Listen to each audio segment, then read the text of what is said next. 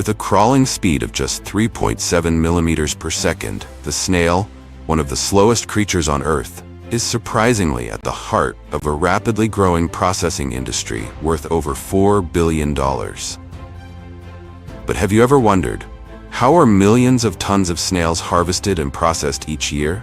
The journey of this peculiar mollusk begins at modern snail farms, where they are raised under strictly controlled conditions, until they reach the ideal stage for harvesting. From there, the snails are transported to processing facilities, where cutting-edge technology works hand-in-hand with meticulous human labor to transform these tiny creatures into valuable ingredients for high-end cuisine and biocosmetics. Today, join Agriculture Insight as we explore some of the most sophisticated snail farms in the world and uncover why this slow-moving species has become the foundation of a booming economic empire. All will be revealed in this video.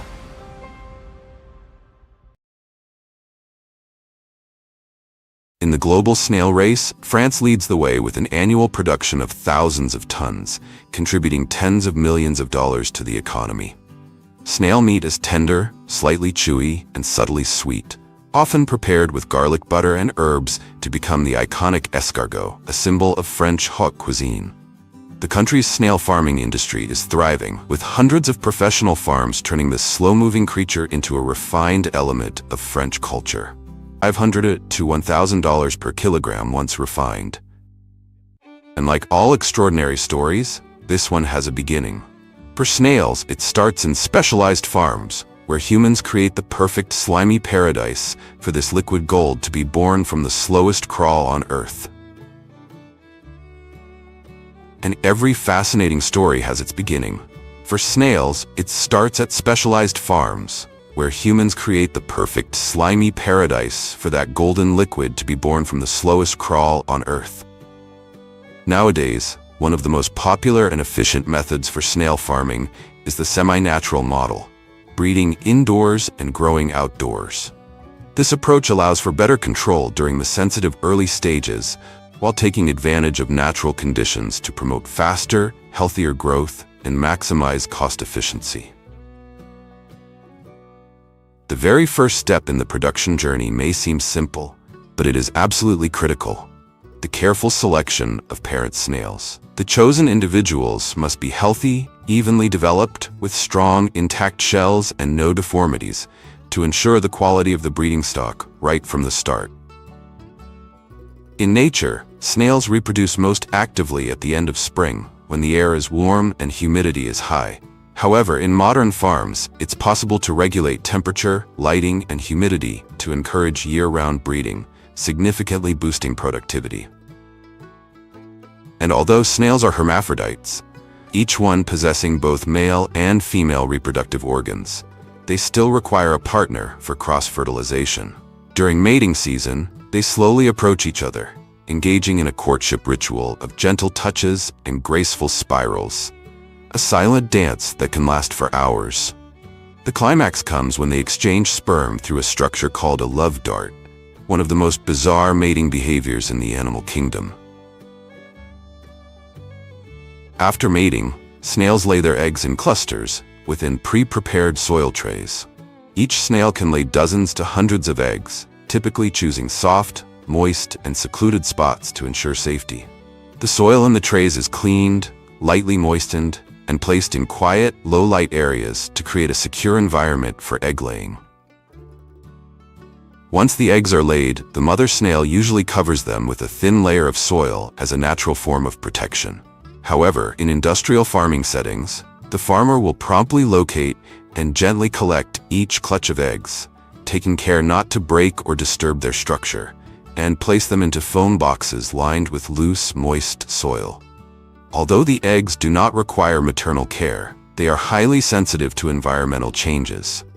Therefore, they must be handled with great care and immediately transferred to an incubation room, where temperature and humidity are consistently regulated 24/7. After about 10 to 20 days, the tiny creatures begin to break through their delicate shells and emerge into the world. They are so fragile that their shells remain transparent, and their bodies are soft and weak, as if they had just stepped out of an entirely different realm. Thousands of tiny snails crawl across the surface of the trays, marking the start of a slow yet promising journey toward maturity. If the incubation process is carried out correctly, the hatching rate can reach up to 90%, an ideal figure in modern snail farming. Immediately after hatching, the baby snails are transferred to larger trays, more spacious and well-ventilated environments, fully prepared with a nutritious food supply. This is a crucial step to create optimal conditions for uniform development across the entire brood, laying the groundwork for a healthy generation ready for the next stages of growth.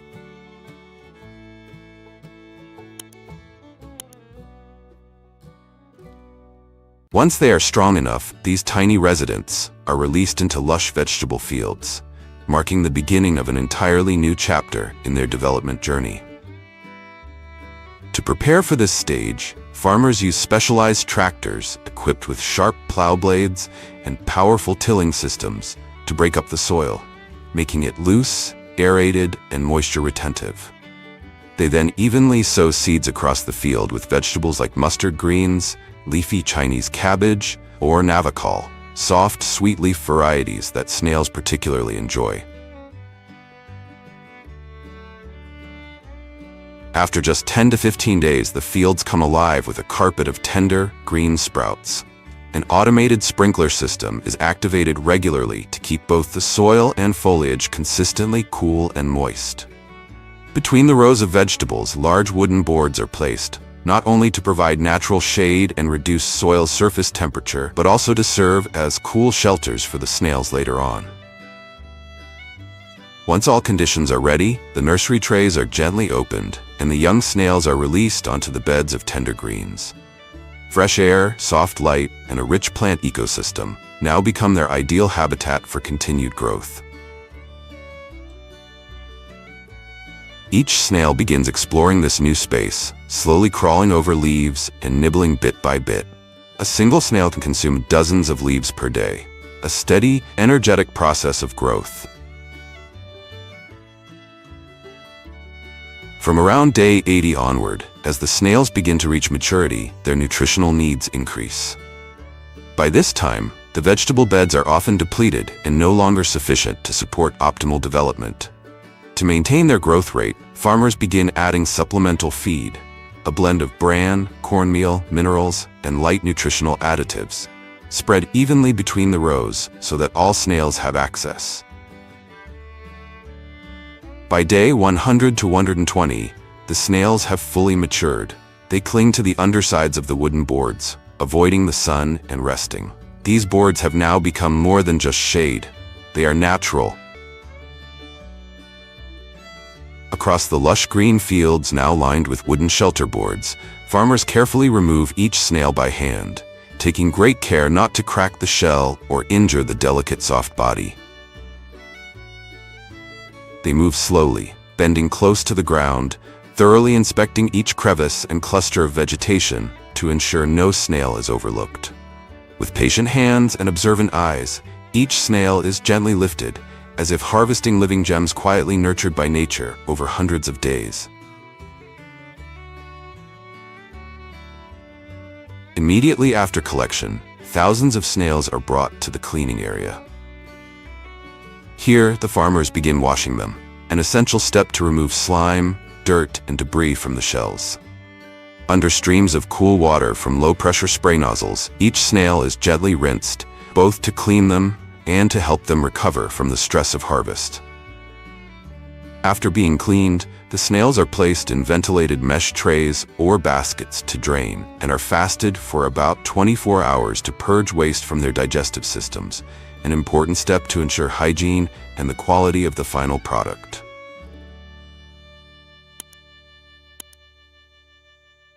Once transported from the farm, the mature snails are sorted according to their intended use. Healthy snails that meet the standard size are sent to meat processing facilities, where a strict industrial procedure is carried out to serve the high-end culinary industry. The first stage is cleaning, a critical and indispensable step. The snails, still in their shells, are placed into a high-pressure water jet washing system that thoroughly removes all dirt, sand, and external impurities, ensuring complete hygiene before moving on to further processing. After being thoroughly cleaned, the snails are placed on a conveyor belt leading to the processing area. On either side of the belt, skilled workers sit facing each other, handling the snails swiftly, yet with great care. Using small knives or specialized tools, they gently separate the tender meat from the shell without tearing or damaging the tissue. Once extracted, the snail meat is placed into separate trays in preparation for the next processing steps. This step requires a high level of precision to ensure consistency in both quality and appearance of the final product. Next, the snail meat is rinsed again and undergoes a final screening stage to eliminate any remaining impurities. This step ensures that only pure, high-quality meat remains. After that, the snail meat is packed into small bags, each precisely weighed according to predetermined standard weights. These bags are gently compressed to tightly pack the meat and remove excess air, thereby extending the shelf life. Once compressed, the bags are heat-sealed and properly labeled. All finished bags are neatly arranged in cardboard boxes, ready to be distributed to the market, beloved by diners around the globe. Meanwhile, the healthy snails are transferred to the mucus extraction area, one of the most delicate and valuable stages in the entire high-end biocosmetic production process. Using a traditional manual method, bags of snails are hung on specialized racks positioned just above gently oscillating metal rods. These rods continuously tap the bags, naturally stimulating the snails to secrete mucus. The milky white slime from thousands of snails slowly drips down into collection trays below, forming a thick, highly valuable liquid. On average, each snail can produce between 0.5 to 1 gram of mucus per cycle. This raw material is crucial and will later be refined for use in premium cosmetics and pharmaceuticals. In addition to the manual method, modern technology has introduced a more advanced extraction process that ensures no harm to the snails. At large-scale facilities, mature snails are placed into specialized machines. Workers spread the snails in a thin, even layer to ensure each one comes into direct contact with the device's surface. Then, the machine is sealed, and the automated extraction system is activated. The machine operates by simulating a natural environment, combining gentle vibrations and controlled air pressure to safely and naturally stimulate the snails to secrete mucus. After about 30 to 60 minutes, the slime begins to flow and is collected through a specialized piping system. The entire process can last from 2 to 3 hours, ensuring that the extracted mucus is of high quality, while the snails remain healthy and are able to continue developing normally. After extraction, the snails enter a deep rest state, similar to a temporary coma, during which they show no immediate response. The collected snail mucus is transferred to large tanks for purification and viscosity homogenization. Workers then pour the mucus into automated filling machines, ensuring that each jar contains an exact amount of product. Sterilized glass jars pass along the filling line and are filled with a smooth, thick cream. Once filled, the jars are immediately sealed to preserve the product's quality. All finished jars are neatly arranged on trays, awaiting a final inspection before being packed into cartons and made ready for delivery to consumers. Unlike many other cosmetic products, snail mucus-based skincare does not require a complex formulation. This is because the natural mucus already contains valuable active ingredients such as collagen, elastin, and glycolic acid. With just light purification and the addition of a few stabilizing agents, a high-quality and effective product can be created. After the extraction process, the snails are transferred to a recovery area where they can rest and regain their strength. Once fully recovered, they are released back into lush green gardens with fresh grass and natural vegetation. Here, the snails continue to grow in a safe and comfortable environment. After about 2 to 3 months, they will be ready for a new extraction cycle, without any long-term impact on their health.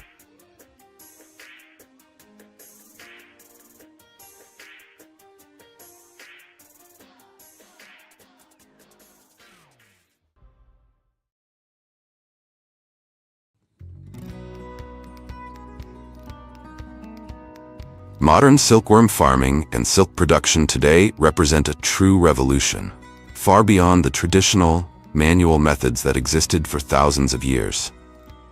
This dramatic transformation has paved the way for silkworms to be raised and processed industrially on a large scale across many countries, especially China, which dominates 70% of global raw silk production, amounting to nearly 60,000 tons per year. Though its appearance might be frightening to some, the silkworm creates something more precious than gold. With farms that can span tens of thousands of square meters, and they continue to expand in scale. So what is it that has kept silk so irresistibly captivating for millennia? Silk threads spun by the most common silkworm species, Bombyx mori, light as breath yet stronger than steel by weight, are the crystallization of an exceptionally intricate natural protein structure, made of a strong fibroin core tightly bound by a protective sericin layer. This dual protein architecture gives silk its unmatched combination of strength, softness, and natural sheen, a marvel that humans have yet to replicate artificially. As a timeless symbol of elegance, skillfully connecting Eastern and Western cultures, mulberry silk carries profound historical and artistic value and is celebrated today in haute couture collections worth hundreds of thousands of dollars from luxury fashion houses such as Hermès, Dior, Valentino, and Elie Saab. And the journey of the world's most luxurious silk begins with the simplest of things, silkworm eggs, more delicate than specks of dust. If not killed for silk reeling, then after about 9 to 10 days inside specially selected cocoons, the pupae will emerge as adult moths and be ready to reproduce within just 2 to 4 hours. Importantly, silkworms are extremely sensitive, so this process must take place in individual trays or mesh enclosures, under soft lighting and in a quiet environment to ensure optimal results. Over thousands of years of domestication, the moth has lost its ability to fly due to its shrunken wings, weak chest muscles, and overly heavy body. That is how we have designed the silkworm to produce silk for its entire life. Over the next 24 to 48 hours, each female moth can continuously lay between 300 and 500 eggs. These tiny eggs gradually change color from pale yellow to gray, a clear sign of successful fertilization. After being carefully collected and cold stored, only the highest quality eggs are transferred to incubation chambers, where ideal conditions of 24-25 degrees Celsius and 80 to 85% humidity are maintained to trigger hatching. Then, following a patient wait of around 10 days, tiny silkworm larvae begin to emerge, marking the start of a life journey that is both fragile and extraordinary.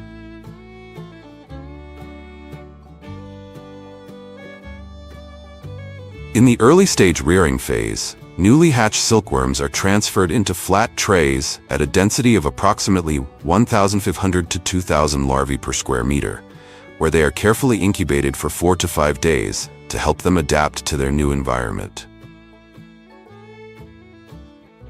At this stage, the tiny creatures are fed nutrient-rich mulberry leaf cakes using automated spreaders.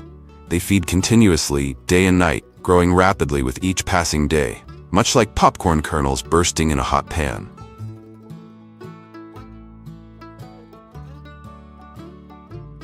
To keep pace with this explosive development, they undergo 2 molting cycles, a vital process that allows their skin to shed and stretch, making room for swift growth before entering the main rearing stage. As they complete these crucial early stages, the silkworms are then ready to move into the main rearing phase, where their growth accelerates and their care intensifies. To prepare for the maturation phase, the silkworm's diet changes significantly. Every early morning, farmers head to the mulberry gardens to harvest fresh leaves, especially those from the middle to lower parts of the branches, where the nutrient levels are best suited for growing silkworms. An interesting fact, Silkworms do not drink water throughout their entire life cycle. That's why ensuring the leaves are completely dry before feeding is an essential step in professional silkworm farming. If the leaves are still wet with dew or moisture, they can cause bloating, disease, or even mass mortality among the silkworms. Now, feeding the silkworms becomes a race against time, as the appetite of billions surges dramatically. In the most modern farms, they are raised on floors spanning tens of thousands of square meters, providing spacious environments for optimal growth. Instead of finely chopped tender leaves, silkworms now require larger, more mature mulberry leaves to satisfy their increasing hunger. They are fed fresh leaves 5 to 6 times a day, carefully spread out to ensure even distribution, not only to promote efficient feeding, but also to reduce stress and overcrowding, which could lead to suffocation. An indispensable factor during this period is the application of lime to sterilize the environment by killing harmful bacteria and fungi, reducing the risk of disease, while also helping to maintain a balanced pH level. During this final feeding period, which lasts around 10 to 12 days, the silkworms undergo 2 additional molts to keep up with their rapid growth. At this stage, feeding is no longer a simple task. It becomes a delicate symphony between nature and precision, all in preparation for the next phase, spinning their precious golden cocoons. When silkworms show signs of a translucent abdomen and reduced appetite, farmers, relying on their experience, gradually lower the hanging frame system made of straw, bamboo, or plastic closer to the ground. From there, among billions of tiny compartments, these gentle creatures instinctively find their favorite spots to settle and spin their cocoons. Thanks to a sophisticated silk gland system, much like that of spiders, the silkworm spins by rhythmically moving its head in a figure-8 pattern, producing thousands of loops of filament that can stretch over 1,000 meters. Within just 2 to 3 days, it forms a cocoon, both a safe haven and a precious treasure for the silk industry. So what truly happens inside this mysterious cocoon? Over the next 7 to 10 days after completing its cocoon, the silkworm lies still and silently transforms into a pupa, a crucial metamorphosis preparing it for the next stage in its extraordinary life cycle. While waiting for Bombyx mori silkworms to spin their cocoons, there's another remarkable species you may have never heard of, the tussa silkworm.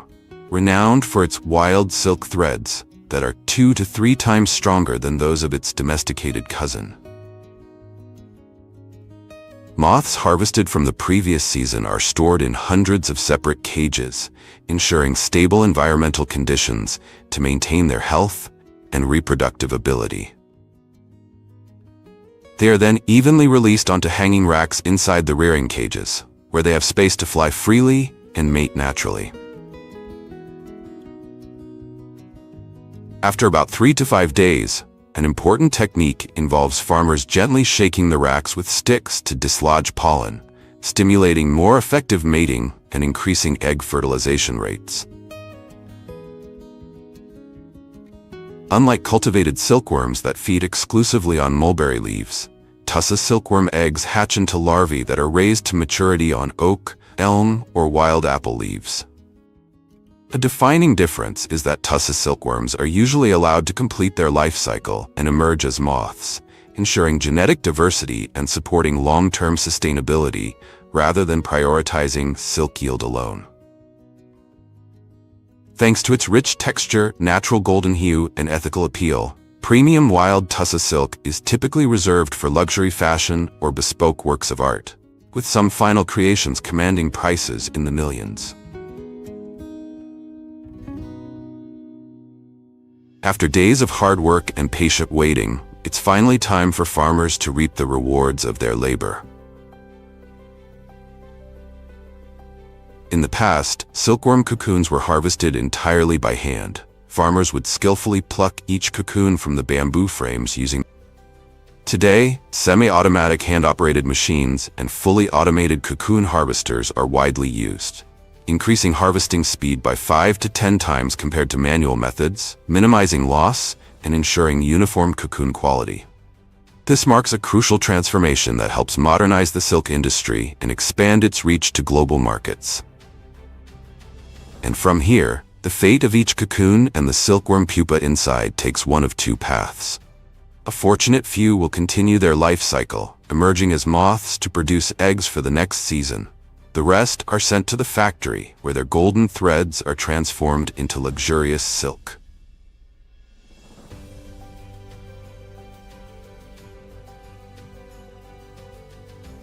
When thousands of tons of cocoons arrive at the factory, the transformation into silk begins with the sorting stage. Skilled workers carefully examine each cocoon, selecting them based on criteria such as size, weight, uniformity, and shell thickness. Only the highest quality cocoons are chosen for premium silk production, ensuring the final product meets the finest standards of texture and craftsmanship. Next comes a critical step to prevent the silkworm from developing into a moth and breaking the cocoon. This is done by exposing the live cocoons to high temperatures through methods such as steam treatment, hot air drying, or immersion in hot water. This process not only halts metamorphosis, but also sterilizes the cocoons and preserves the unbroken structure of the silk filaments, ensuring longer shelf life and superior thread quality. But that alone isn't enough to soften the saracen, the natural protein that acts as glue, binding the silk fibers together. So after the pupae are removed, the cocoons are gently warmed in hot water at around 60 to 90 degrees Celsius. Now, the heart of the entire process begins to beat, as the softened cocoons enter the mesmerizing silk reeling stage. If you look closely, you'll notice the rotating brushes gently swirling in hot water, not only to loosen the outer saracen layer, but also to skillfully locate the silk filament's end, finer than a strand of hair. As soon as the brushes uncover and separate this delicate tip from the cocoon, a sharp-eyed worker quickly identifies it and carefully guides it into the reeling machine.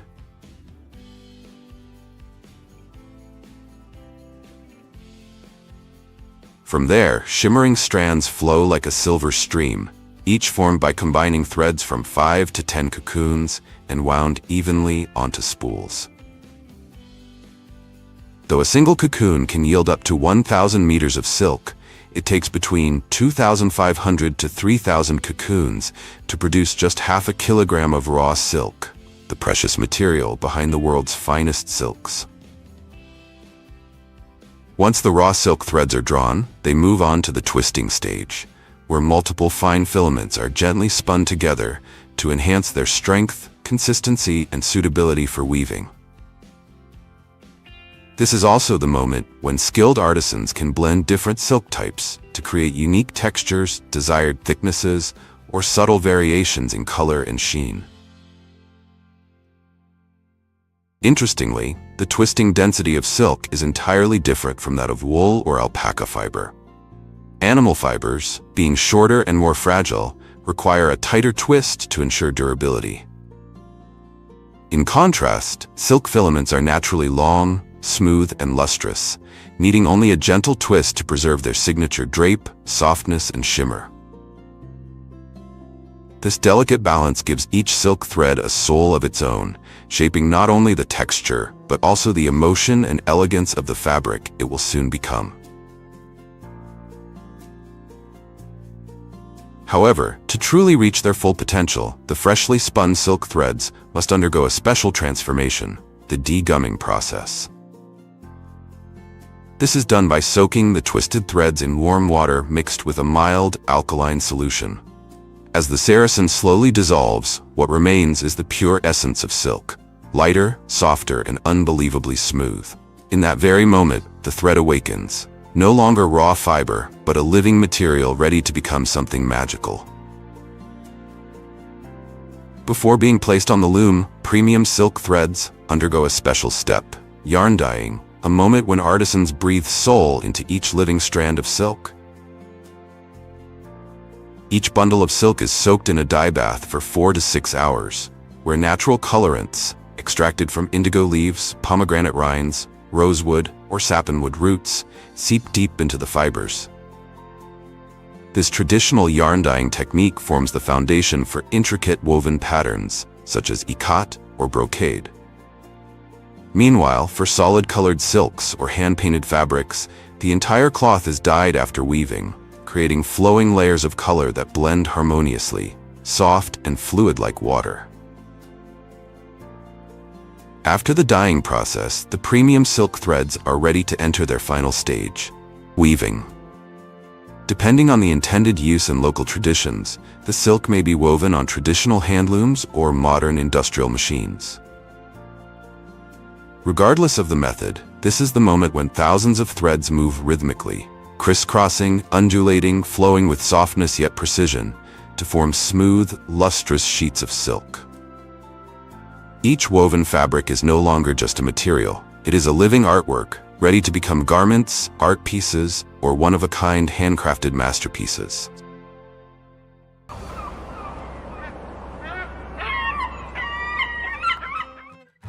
If there's a creature that could live long enough to witness your birth, your growth, your wedding, and even your departure from this world, it's the turtle. Not only is it a symbol of longevity, the turtle is also a surprising case of industrial evolution. Today, over 88% of the world's commercial turtle supply comes from China, where turtles are farmed like chickens, tracked with RFID chips, and exported by the millions each year. Meanwhile, the United States has become a living museum, home to over 50 rare turtle species thriving in its diverse ecosystems. People often say turtles are slow, but that's not always true. Take the Florida softshell turtle, for example. It can glide underwater at speeds of up to 10 kilometers per hour. And when winter comes, some turtles survive by breathing through their butts. It sounds bizarre, but it's real. They absorb oxygen through a cloacal membrane while resting beneath layers of ice for months, without even using their lungs.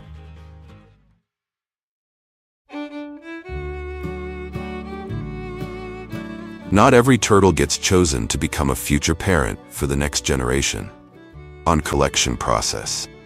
But breeding is a game of risk. Overusing the same elite genetic lines for too many generations can increase the risk of inbreeding, leading to weaker offspring that are more vulnerable to environmental stress and disease.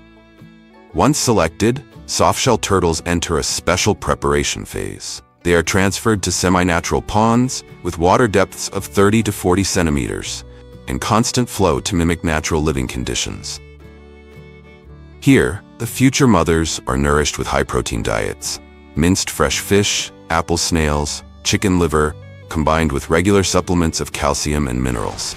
It's all aimed at one goal: helping them develop healthy, strong-shelled eggs with high hatch success rates.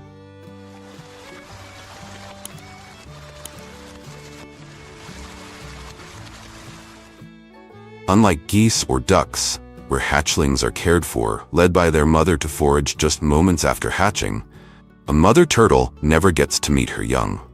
But before she leaves, she fulfills her final instinct with precision, using her 2 hind legs to dig a deep nest where she lays 25 to 40 ivory-colored eggs, each coated in a layer of mucus, a kind of biological armor that protects the embryo during its most fragile stage. Then, with slow and deliberate movements, she pushes sand back over the hole. This sand blanket helps retain warmth and moisture while concealing the nest from predators, birds, rodents, snakes, and other reptiles. A quiet act, but precise, one that gives the next generation a better chance to begin life. As soon as the mother turtle leaves, farm staff quickly begin collecting the eggs from newly laid nests. The scene resembles a treasure excavation. Sand is carefully brushed away, revealing clusters of precious eggs resting quietly beneath. Depending on the size of the farm and the number of turtles nesting, a single harvest can yield anywhere from a few hundred to several thousand eggs. All are collected, cleaned of any remaining sand, and then transferred immediately to the incubation area. The incubation process marks the first step in the soft-shell turtle's journey of rebirth, where each egg is carefully collected and placed into specialized plastic baskets. Between each layer of eggs, fine sand is added, pre-treated with disinfectants to prevent mold, parasites, and bacteria. The baskets are then transferred into incubation chambers, where the temperature is carefully maintained between 29 to 32 degrees Celsius. Turtle's sex isn't defined by genetics, but by temperature. Just a 1 to 2 degrees Celsius shift can cause an entire batch to hatch as all males or all females. While we wait for the farm-raised turtle eggs to hatch, join me as we head out to the open sea to witness the raw and challenging nesting journey of wild sea turtles. While soft-shell turtles are carefully raised in farms with stable environments, clean water, and tailored nutrition, sea turtles out in the vast ocean face a wild and unforgiving journey for survival. No radar, no compass. Yet for millions of years, sea turtles have silently navigated thousands of kilometers across vast oceans. Depending on the species, their diets range from seagrass, jellyfish, and algae to small fish and crustaceans. Some, like the green sea turtle, can live up to 70-80 years, grow as long as 1.5 meters, and weigh over 200 kilograms. With their massive bodies and long-distance migration abilities, they have become enduring symbols of resilience and freedom. But not every turtle survives long enough to reach adulthood. Many are caught before they ever get the chance to reproduce. Others become entangled in fishing nets, lines, or drifting plastic bags. These invisible threats, most of them caused by humans, are quietly shortening the lifespans of one of Earth's most ancient species. A behavior few people notice during sea turtle mating season. From March to September, depending on species and region, a pair of turtles mating peacefully underwater can suddenly become the center of intense competition. Lone males often arrive, pushing, biting, and wrapping around the female in a bid to claim the chance to reproduce. Gentle creatures? Not always. In the natural world, even love is a fierce contest. After several weeks, the female turtle returns to the very stretch of beach where she was once born, beginning her quiet, solitary journey ashore to lay her eggs. Usually at night or during high tide, the mother turtle, weighing hundreds of kilograms, drags herself across the dry sand, using only her flippers, each slow, laborious step guided not by food or water, but by pure instinct. After laying her eggs, the mother turtle quietly returns to the sea, leaving the sandy nest behind, and with it, the offspring she will never meet. From the very moment they hatch, sea turtles face a fate entirely different from their farm-raised counterparts. There's no helping hand, no safe tank, only instinct. Hatchlings must struggle out of their sandy nests and follow the faint glimmer of moonlight reflecting off the waves to reach the sea. It's a short journey, but one filled with danger. With slow movements and fragile bodies, even a slight misstep can make them easy prey for seabirds, lizards, or even stray dogs. In the wild, nesting beaches often become hunting grounds, and the most vulnerable are the first to fall. Sea turtles spend nearly their entire lives in the ocean, coming ashore only to lay eggs. But the odds of surviving to adulthood are shockingly low. Only about 1 in 1,000 hatchlings will ever make it back to the sea. Now, let's return to the farm, where turtles are raised under strict protocols and controls, becoming a vital link in the entire value chain. Remember those turtle eggs we've been waiting for? Now, let's take a look at what's happening inside the incubation room. After about 30 to 40 days, the hatchlings begin to break free from their fragile shells, not one by one, but together. Using subtle vibrations and barely perceptible sounds from inside their eggs, they coordinate their timing, instinctively syncing their emergence in a silent collective signal. It's not chance, it's survival by design. Specialized rearing tanks, designed to mimic natural conditions with soft bottoms, clean circulating water, and areas with both light and shade. Each tank is closely monitored for temperature, pH levels, and dissolved oxygen to ensure optimal living conditions.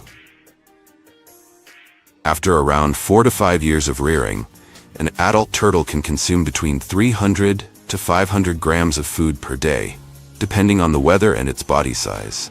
With proper care, it can reach a weight of 3.5 to 6 kilograms, the ideal range for harvest readiness.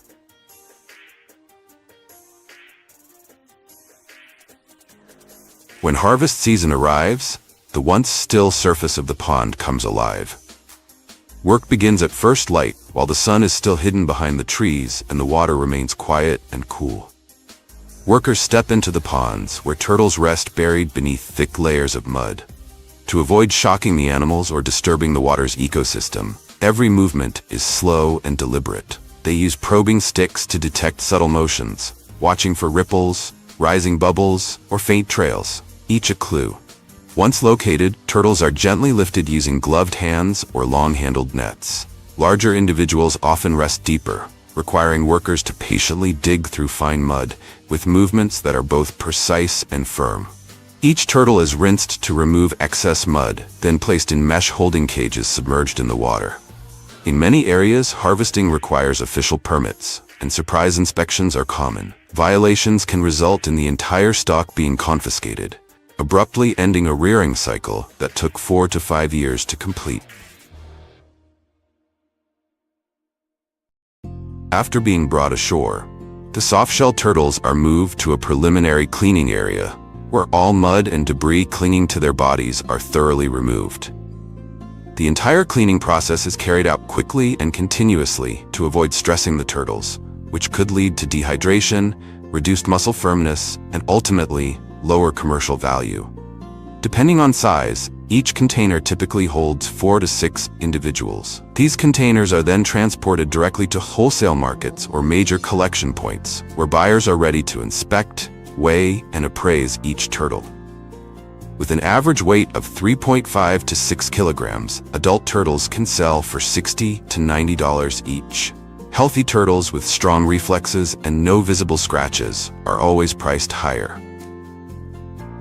Few would imagine that from a slow-moving ancient creature like the turtle, entire culinary traditions have emerged, rich in heritage yet steeped in controversy. From tender slices of turtle meat stir-fried with ginger, to herbal soups and soft, rich turtle eggs, these dishes are considered rare delicacies in parts of Asia, often tied to beliefs in vitality, longevity, and traditional healing. In some cultures, eating turtle is more than just nourishment. It's a symbol of strength, endurance, and status. But alongside curiosity about taste comes growing concern over health risks and ethical boundaries. With their long lifespans and complex habitats, turtles, especially those in the wild, are prone to accumulating heavy metals and biological toxins.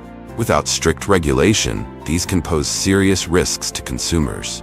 Meanwhile, increasing demand continues to push some turtle species closer to extinction. Cuisine reflects culture, but sometimes it also tests the conscience of an era. With this dish, would you choose indulgence or reflection? And if it came down to a choice, would you stand with flavor or with life? We've just journeyed through a world full of surprises, from high-tech turtle farms to the untouched shores where sea turtles lay their eggs. Each detail not only revealed a lesser-known side of this animal, but also raised important questions worth reflecting on. And the journey isn't over yet, because ahead, there's still so much more waiting to be discovered.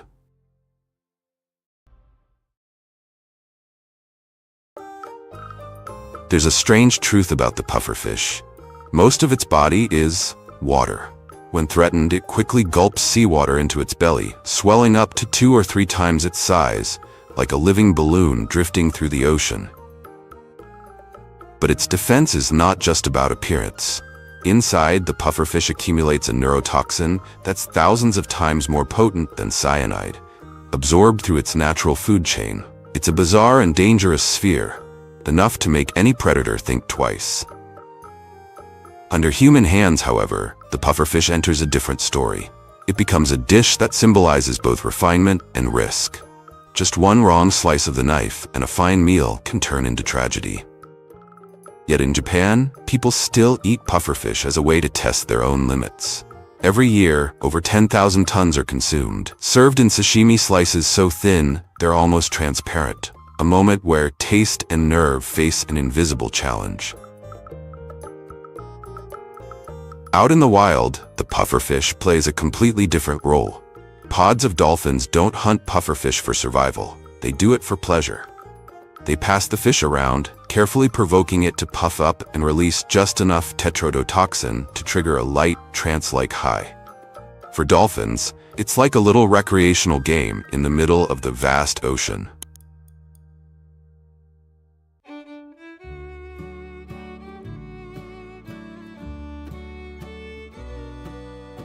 Among hundreds of fish species in the ocean, only the pufferfish makes fishermen both crave and fear.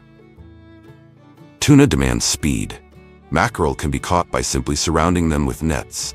But catching pufferfish is like playing with knives on the ship's deck amid storms and biting cold. The hunt begins with the most important element, bait. But not just any bait will do. Fishermen must use mackerel they catch themselves, carefully cleaned, cut into neat small squares, and salted to preserve freshness. Because if the mackerel's oil spoils, the pufferfish will turn away. One day's preparation can include up to 20,000 bait pieces, packed into 250 cold boxes, just to feed a single fishing line stretching 48 kilometers, with over 20,000 surgical sharp steel hooks.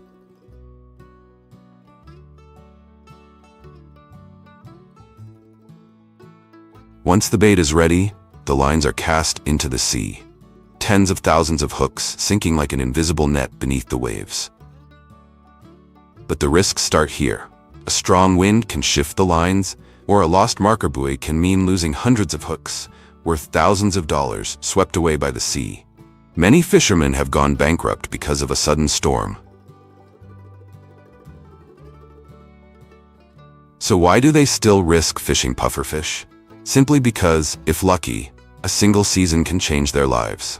Pufferfish meat is one of the most luxurious dishes, hunted in high-end restaurants in Japan and Korea. Its flesh is sweet, tender, and snowy white, but one wrong cut can expose deadly toxic organs. Fishing for pufferfish is not just a job, it's a gamble with the ocean, where the line between failure and fortune is just one pull away.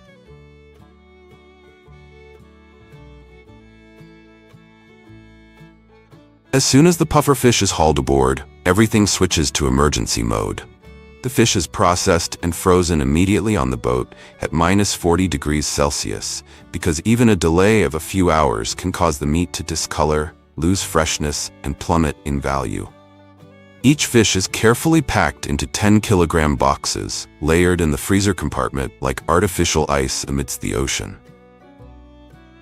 For the fishermen, the freezer hold is a floating safe. The vault, safeguarding the hard-earned rewards of days spent gambling their lives with the deep sea.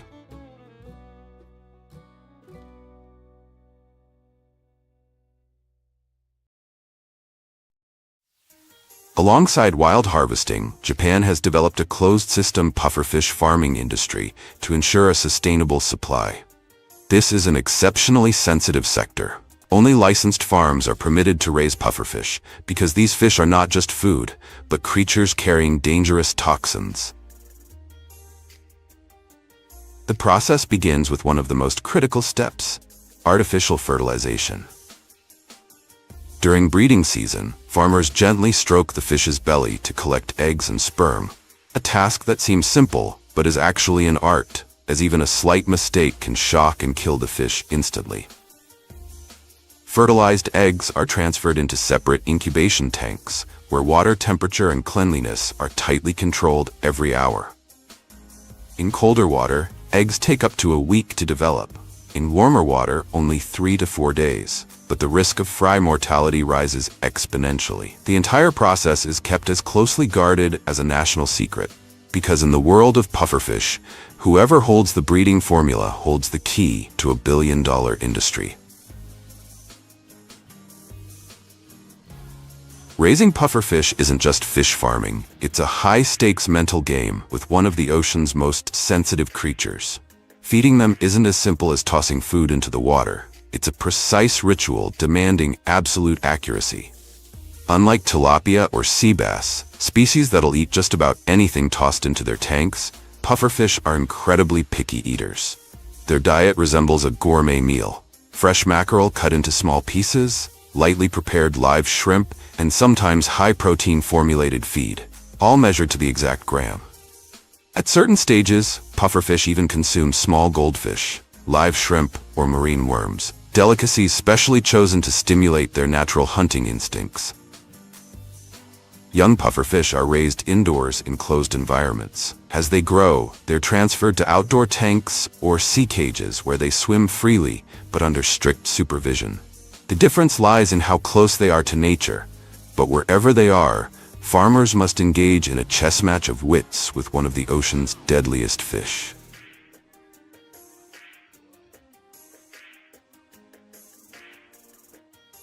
One of the strangest and most shocking steps in pufferfish farming is tooth trimming. This fish is dangerous not only because of its toxin, but also because of its razor-sharp teeth, sharp enough to bite through nets, destroy plastic tanks, or even attack each other. If left unchecked, a pufferfish group can turn a farming area into a battlefield overnight. Therefore, when the fish are still small, farmers perform a procedure that sounds like science fiction, catching the fish and using specialized pliers to carefully trim their front teeth. This is a painstaking task requiring millimeter precision. Pufferfish are extremely sensitive to stress. One shaky hand or slip-up can shock the fish, causing it to inflate and die on the spot.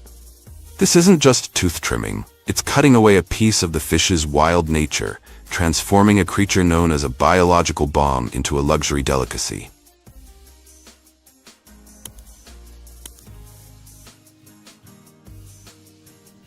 After about 18 to 24 months of nurturing, the pufferfish reaches market size, typically measuring 30 to 40 centimeters in length and weighing between 1 to 1.5 kilograms. At this stage, its smooth, shiny skin, creamy white belly, and distinctive bulging eyes signal that it's ready for harvest. To catch the fish, ordinary nets are not used. Instead, specialized soft nets with round mouths and rubber edges are employed to prevent damaging the fish's skin. Each fish is carefully scooped up with utmost care taken to avoid causing stress or allowing the fish to inflate during harvest, because a single strong impact can trigger its defense mechanism, causing it to puff up and making handling much more difficult.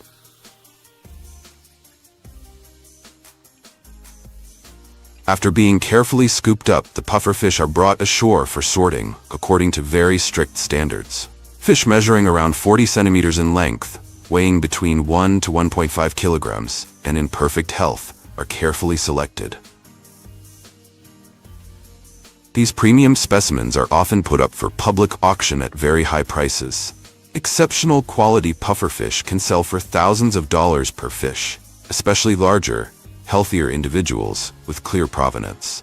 Typically, high-end restaurants or reputable distributors purchase these fish directly to ensure fresh, safe ingredients for serving exquisite and costly sashimi or fugu dishes.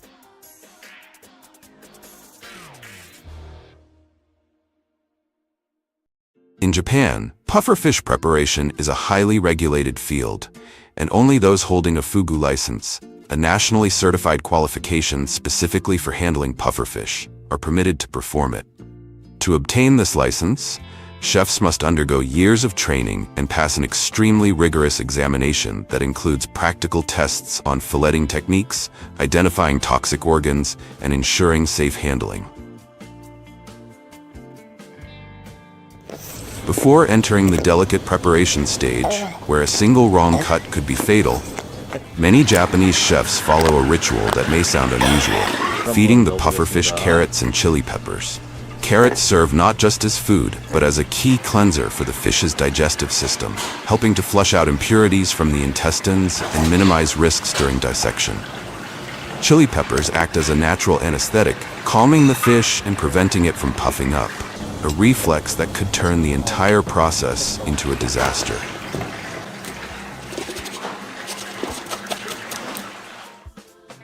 And now, let's explore the pufferfish preparation process, a deadly delicacy sought after worldwide, where approximately 70% of its body contains toxins carefully controlled to turn a lethal threat into a perfectly safe gourmet dish.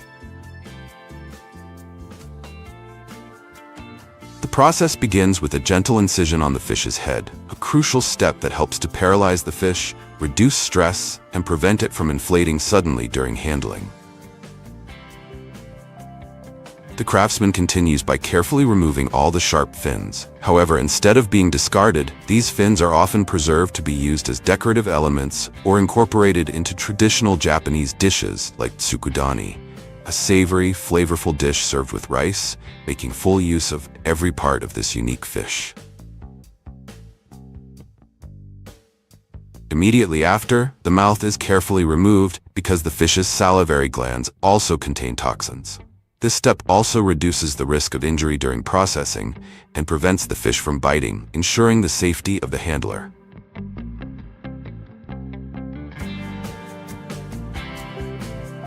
Next, the craftsman skillfully removes the fish's skin with swift and precise movements to preserve the meat underneath. Since the skin also contains potent toxins, careful removal is carried out almost like microsurgery, where every cut must be absolutely precise.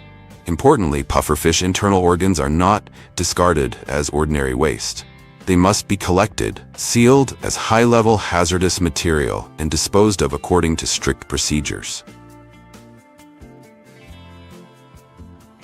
Every year, Shimonoseki processes over 3,000 tons of pufferfish, generating hundreds of millions of dollars for the luxury food industry. This is not just a dish, it represents the delicate boundary between culinary excellence and life-threatening risk. Behind each paper-thin slice of sashimi, nearly translucent, lies a complex chain of steps where mistakes are almost impossible to afford.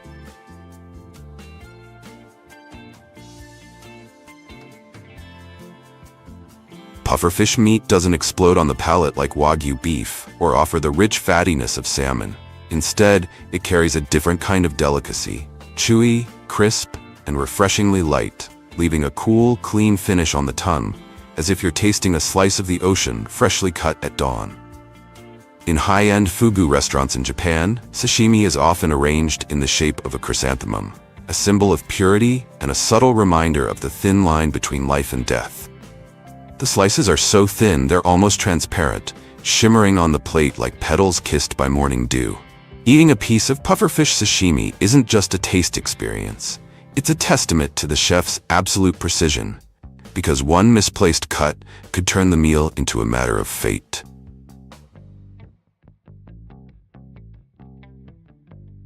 Beyond sashimi, pufferfish is prepared in various distinctive ways. In Korea, the meat is transformed into fiery, spicy stir-fries marinated in vibrant red sauce that captures the bustling spirit of street markets.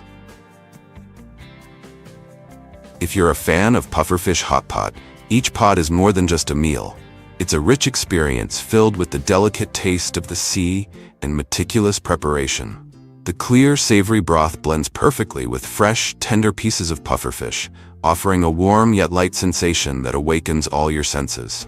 With every dip, the fish cooks just right, retaining its characteristic chewy texture, creating a unique flavor you won't forget.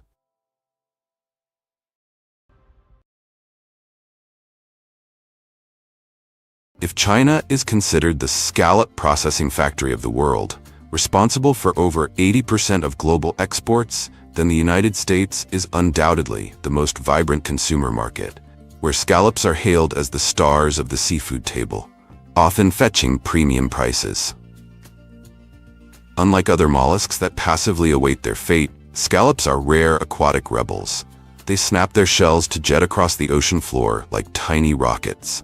Along the edge of their shells, nearly 200 eyes act as a biological radar system, constantly scanning for danger and triggering escape in the blink of an eye. Here's a surprising truth. Scallops, the butter of the ocean that gourmets around the world adore, are often the target of elaborate food fraud. From young shark meat to molded surimi paste, countless imposters can be shaped into what looks like a flawless scallop. But no counterfeit can fool a refined palate. The texture turns mushy, the flavor is bland, and that signature sweetness and aroma are nowhere to be found. Just one bite, and any seasoned diner will know they've just been tricked out of a real taste experience. And every journey has a beginning. Join me as we travel back to the cold, pristine seas, where millions of scallops quietly begin their lives, destined one day to become the highlight of gourmet seafood feasts. The most common method of scallop farming today is the long-line suspension technique. Juvenile scallops are attached to long ropes and left to float freely in the clear, open waters.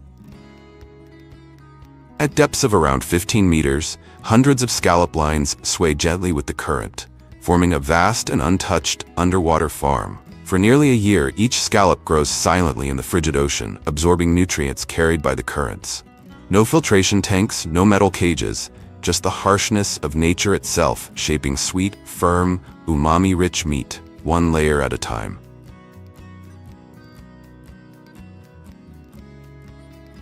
Scallops aren't only suspended in open water, they're also farmed using the bottom seeding method, where juveniles are released directly onto the soft seabed. This technique requires less labor but comes with higher risks. Predators and shifting sediments can threaten the growing scallops. Each farming method has its own strengths and drawbacks, resulting in subtle differences in flavor and texture across scallop varieties.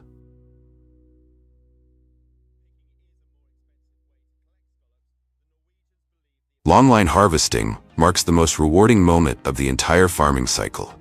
As the hydraulic crane begins hoisting each rope, stretching dozens of meters from the sea, thousands of tightly clustered scallops emerge, clinging like strands of raw ocean pearls, glistening, vibrant, and rich with the taste of the sea.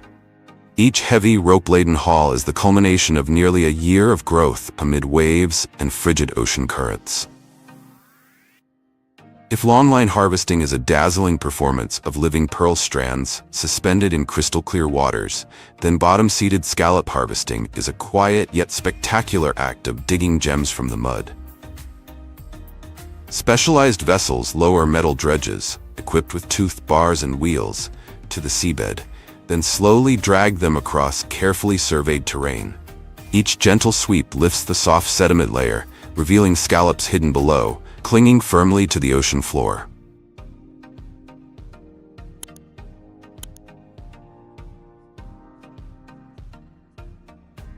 Harvest season typically runs from November to March, when the sea reaches ideal cold temperatures that enhance the scallop's sweetness and firm texture. Each dredging operation lasts only 15 to 30 minutes to minimize impact on the delicate benthic environment.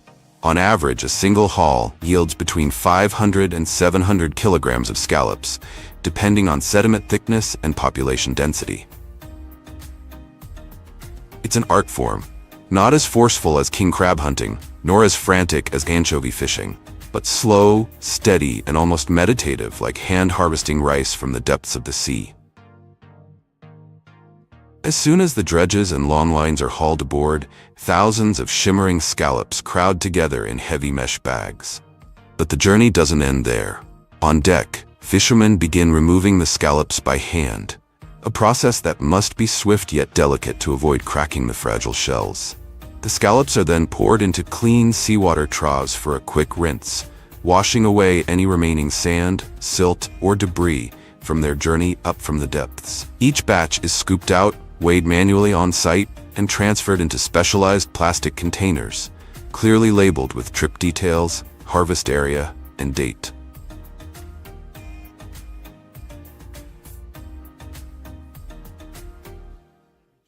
From the deck, these fresh scallops are lifted by crane directly onto refrigerated trucks waiting at the dock.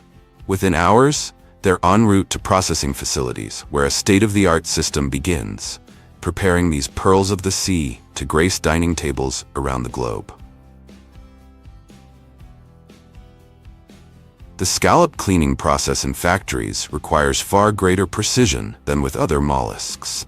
Due to their deeply ridged shells that easily trap debris, scallops are passed through a high-pressure spray system, reaching up to 5 to 6 bar, strong enough to dislodge embedded sand and silt, yet finely tuned to avoid cracking the shells or harming the live scallops.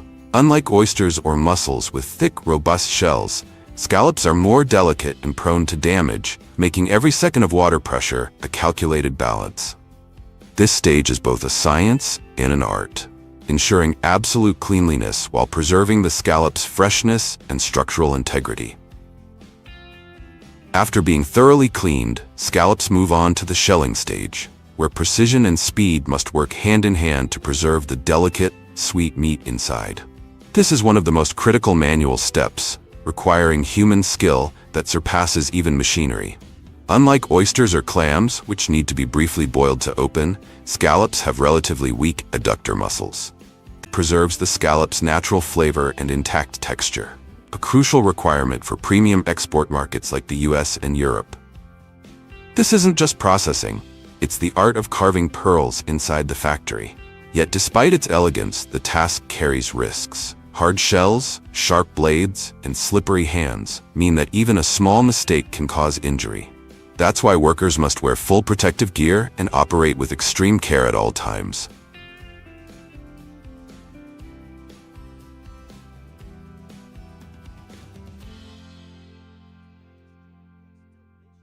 In modern processing facilities, the shelling of scallops is now supported by automated machinery, easing the burden on workers while maintaining both speed and precision. Workers simply place each scallop onto a conveyor belt. The rest is handled almost entirely by the machine. A mechanical arm holds the shell firmly in place while a thin blade glides along the edge, swiftly splitting it open. The white adductor muscle, known as the scallop meat, is then neatly extracted, while the shells and viscera are separated into designated trays. On average, such a line can process between 8,000 and 10,000 scallops per hour, with an exceptionally low error rate. Compared to manual methods, this system delivers more consistent results, improved hygiene, and is perfectly suited for the stringent standards of export markets.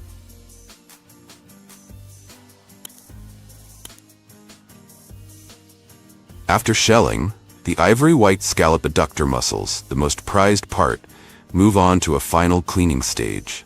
A gentle high-pressure spray system, combined with aerated water baths, removes any remaining impurities such as shell fragments, membrane strands, or fine sediment.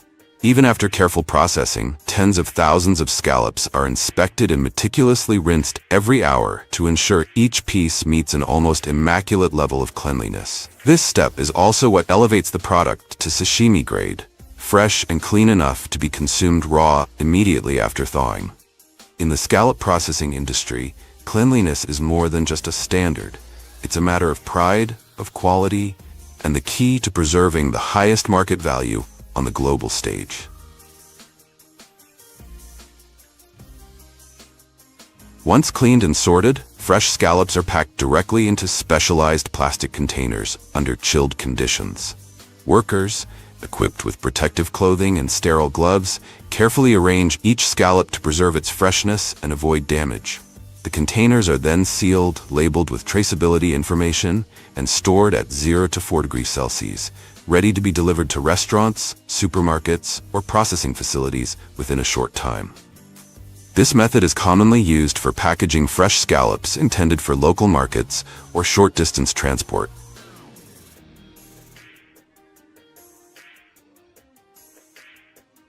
After being thoroughly cleaned and inspected, the ivory white scallop adductor muscles are fed into an automated sorting system, where each piece is evaluated based on size, color, and meat quality. Only those meeting the highest standards proceed to one of the most critical stages in the processing chain: ultra-fast freezing.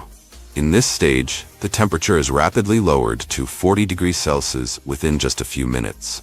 This sudden freezing process locks in the scallop's original freshness, preserves its firm texture, natural flavor, and nutritional content.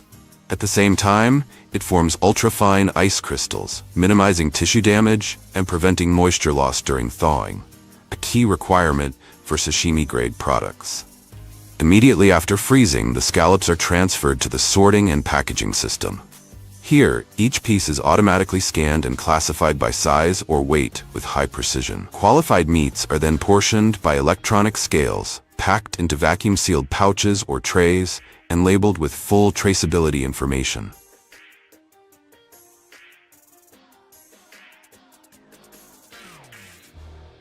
After being removed from the shell and cleaned, the adductor muscles are briefly blanched in hot water to eliminate any odor, kill bacteria, and retain the necessary firmness. This crucial step helps the scallop meat maintain its beautiful color and structure before entering the drying process.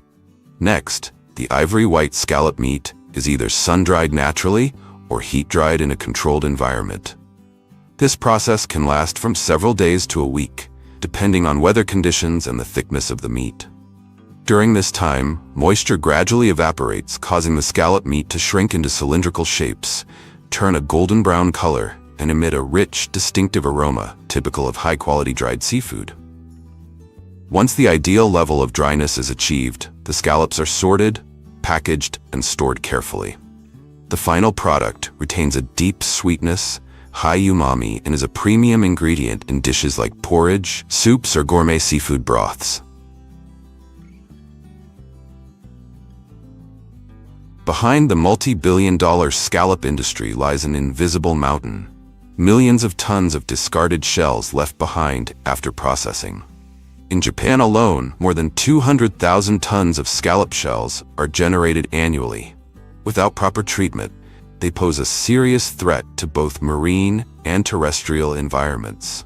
But rather than treating them as waste, the Japanese have transformed these shells into a valuable resource. Through fine grinding and high-temperature recycling technologies, scallop shells are turned into bio-based materials used to produce helmets, construction bricks, wall paint, and even calcium-rich animal feed.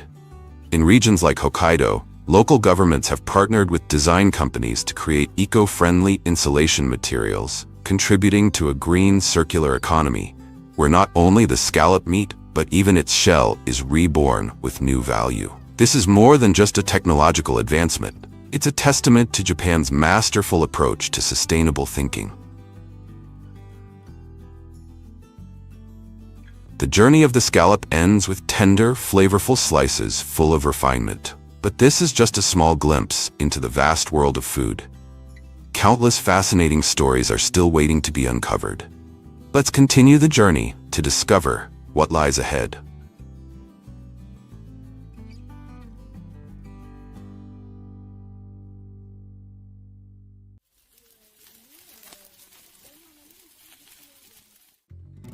If Norway is considered the salmon capital of Europe, producing a staggering 55% of the world's farmed salmon, with massive sea farms spanning hundreds of hectares in icy waters year-round, then the United States is the most advanced salmon processing powerhouse on the planet, where high-tech factories from Alaska to Maine operate around the clock, shaping the global salmon supply chain. Tuna often appears in everyday meals, from sushi to convenient canned products, known for its rich flavor and firm, meaty texture. Salmon, on the other hand, is celebrated for its exceptionally high omega-3 content, buttery soft flesh, and remarkably low mercury levels, making it a safe and nutritious choice for both young children and pregnant women. Salmon around the world mainly comes from two sources, wild and farmed, with over 70% of current production originating from coastal farms in cold water regions. Wild salmon travel thousands of kilometers to spawn before ending their life cycle, while farm salmon are raised under conditions as precise as a laboratory. Two very different journeys, yet both contribute to the creation of a global culinary icon.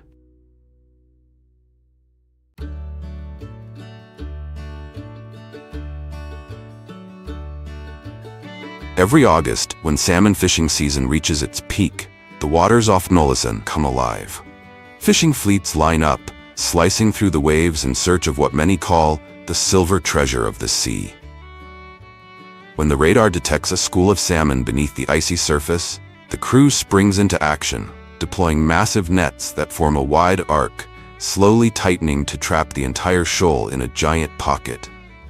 A single haul can bring in up to 20 tons of salmon, nearly 40,000 fish thrashing in the morning light, spraying water across the deck like a shimmering storm. The ship vibrates with life, rumbling engines, rushing water, shouting crew, all blending into a floating factory at sea. To preserve freshness, the fish are immediately transferred to chilling holds kept near 0 degrees Celsius, slowing biological breakdown and locking in texture and color for hours at sea. Once ashore, these silvery harvests continue their journey to cutting-edge processing plants. For top-grade salmon, destined for sashimi, worth tens of thousands of dollars per ton, the journey may take to the skies. Some shipments fly direct from Norway to Tokyo within 36 hours, arriving just in time to please even the most demanding sushi connoisseurs. However, faced with an increasingly brutal journey of survival, salmon have gradually been guided by humans into farms, through artificial waterways engineered to replace the wild. Each spawning season, they leave the ocean and swim thousands of kilometers upstream to return to the very river where they were born. They battle fierce currents, leap over roaring waterfalls, all to complete their life cycle. But nature has never been gentle on this journey. As they leap up waterfalls, they often come face to face with the infamous brown bears, patient predators lurking at the base, waiting to strike the moment a fish breaks the water's surface. Those that survive it all, the female digs a nest in the cold gravel, the male fertilizes the eggs, and both die in exhaustion. Though each fish can lay thousands of eggs, nature is unforgiving. Only about 1 in 1,000 offspring survive, grow, and are lucky enough to return to the sea and continue the cycle. That's why humans have created an alternative path, where nature is recreated through high technology. In freshwater zones near estuaries, dams and artificial fish ladders not only help the salmon bypass obstacles, but also serve as checkpoints for health and behavioral monitoring.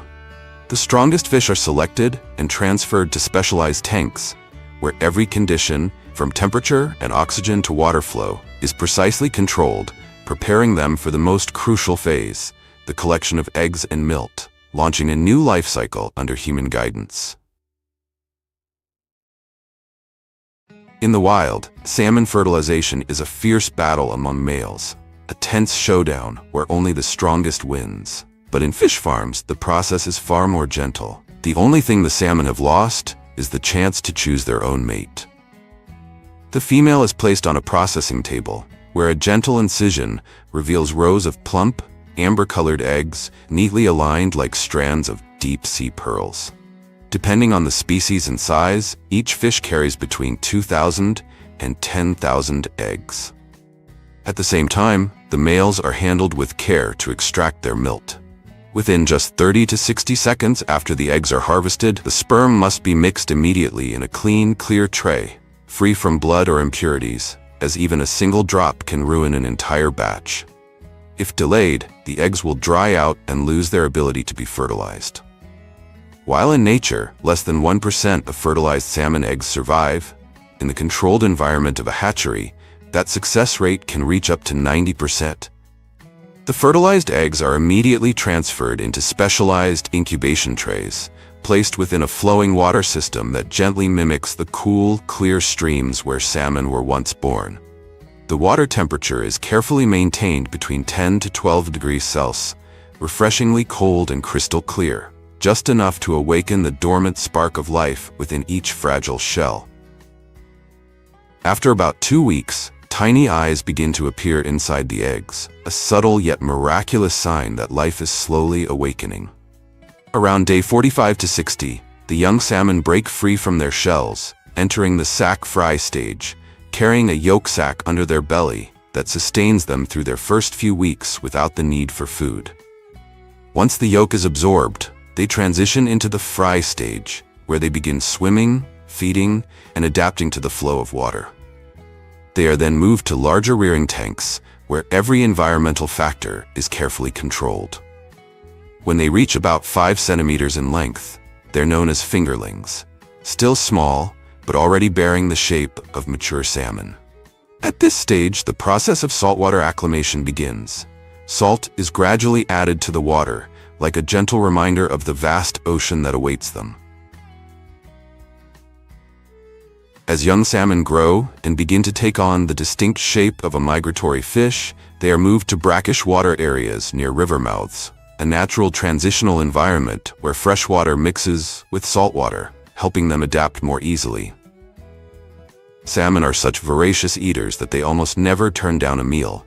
Their daily diet consists of compact, nutrient-rich pellets, made from fish meal, fish oil, soy, and various minerals. Each pellet is packed with everything the fish need to grow quickly and develop that signature reddish-orange flesh. On average, each salmon pen consumes around 2 tons of feed per day. Notably, feed accounts for 50 to 70% of the total cost of salmon farming, making portion control a critical factor for every farm. Even a small miscalculation in daily feed allocation can result in financial discrepancies of tens of thousands of dollars each month.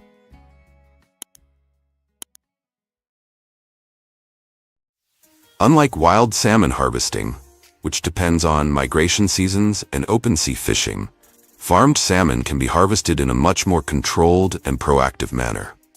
Once they reach the ideal weight, typically between 4 and 5 kilograms, the fish are guided into an automated grading system to check their size and health condition.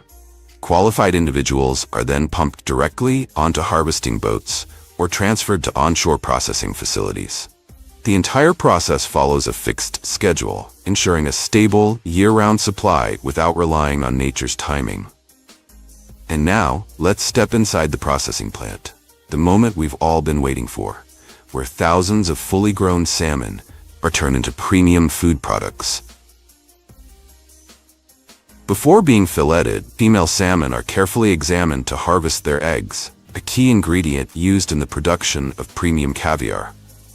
After being extracted from the fish, the roe is transferred to a specialized washing system to remove blood, membranes, and impurities. Ultra-fine spray nozzles gently clean off the outer mucus without damaging the delicate membrane of each egg. The salmon roe is then transferred to brining tanks, where a salt solution is gently stirred by soft paddles in a steady circular motion, allowing the salt to evenly penetrate each egg. Salinity, temperature, and timing are strictly controlled to firm up the eggs, bring out a beautiful amber hue, and preserve their naturally rich, briny flavor. Once brining is complete, the roe moves to the final inspection station, where bright white lighting helps technicians detect any broken, cloudy, or underperforming eggs.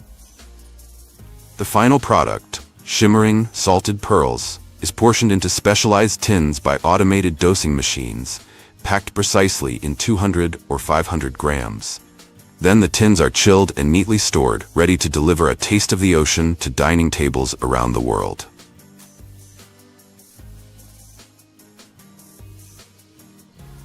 And the journey still doesn't end there. Entering the filleting stage, the pinnacle of salmon processing, each fully grown fish is passed through a modern fillet machine.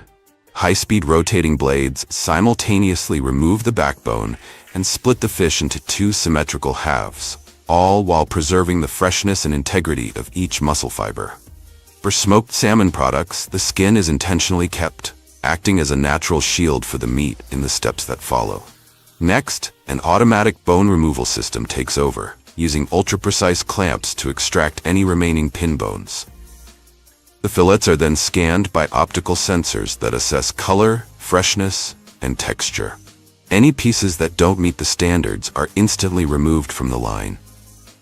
Yet few people realize that the vibrant orange color often seen isn't natural. Freshly caught salmon usually has pale pink or deep red flesh. To achieve that eye-catching hue, many factories use carbon monoxide gas, an industrial makeup that keeps the fish looking fresh long after processing. So the real question is, how can you tell if a piece of salmon is truly fresh, and not just fresh-looking? At this stage, the salmon is ready to enter the smoking line, the final step where raw fish is transformed into one of the most refined delicacies ever crafted from the ocean. It all begins with salting, a process that may seem simple, yet plays a decisive role in shaping the final flavor. There are 2 common methods: dry curing, where fine salt is evenly sprinkled over the surface of the fish, allowing its natural moisture to draw the salt inward, and wet brining, where the fillets are soaked in a saltwater solution, typically containing 3 to 5% salt, depending on the desired curing time. Both techniques aim for the same result: to reduce moisture, enhance the natural saltiness, and build a flavorful foundation for smoke to cling to and penetrate deep into the flesh. Once ready, the fish is placed on trays or hung on metal racks inside the smokehouse.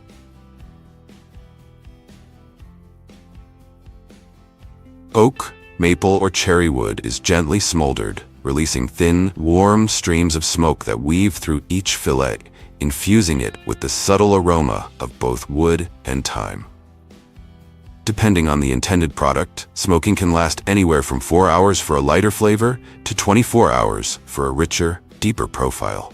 With smoked salmon, thyme is the secret seasoning, a slow and deliberate process where technique, ingredients, and human intuition blend together to create a dish that carries not just flavor, but traces of fire, smoke, and memory.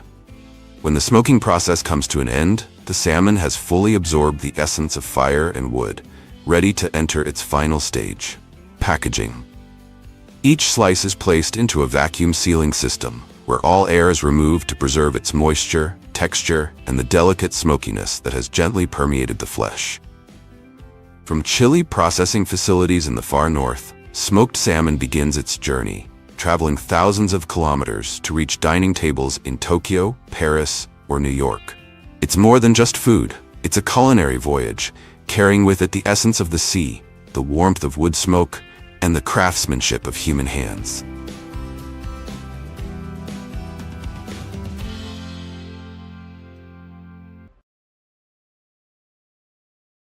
If Thailand is the tuna processing factory of the world, with about 30% of the global export market share, then the United States is the consumption giant, with an ever-growing demand for imported tuna. Every year, the U.S. spends billions of dollars importing tuna to supply a dynamic and rapidly expanding consumer market. Though tuna may appear gentle, it is actually the jet fighter of the ocean, capable of reaching speeds up to 75 kilometers per hour, faster than a car driving through city streets. Not just a fish, tunas are underwater speed racers, challenging every fishing gear with their sharp, agile turns. It may sound unbelievable, but every time you open a can of tuna, you also face the risk of mercury exposure. Surprisingly, this powerful rocket-fast fish can accumulate heavy metals through the food chain. Therefore, eating tuna too frequently may cause mercury levels to exceed safe limits. Tuna fishing mainly takes place during the peaks, are the most popular and efficient method for harvesting skipjack tuna in the canning industry, due to their ability to encircle entire schools of fish and capture large quantities in a short time. Once a school is detected, usually via sonar or seabird activity, the vessel deploys the net in a cylindrical shape around the school, then tightens a bottom rope, purse line, to close the net, preventing the fish from escaping and maximizing catch efficiency. Some fishing vessels even use helicopters to locate tuna schools, allowing for more accurate positioning and significantly reducing search time at sea. As powerful predators, tuna are constantly on the move, following ocean currents in search of small fish, squid, and crustaceans. This behavior directly impacts fishing strategies, requiring fishermen to monitor migration patterns and adjust their harvesting methods according to the season and specific marine regions.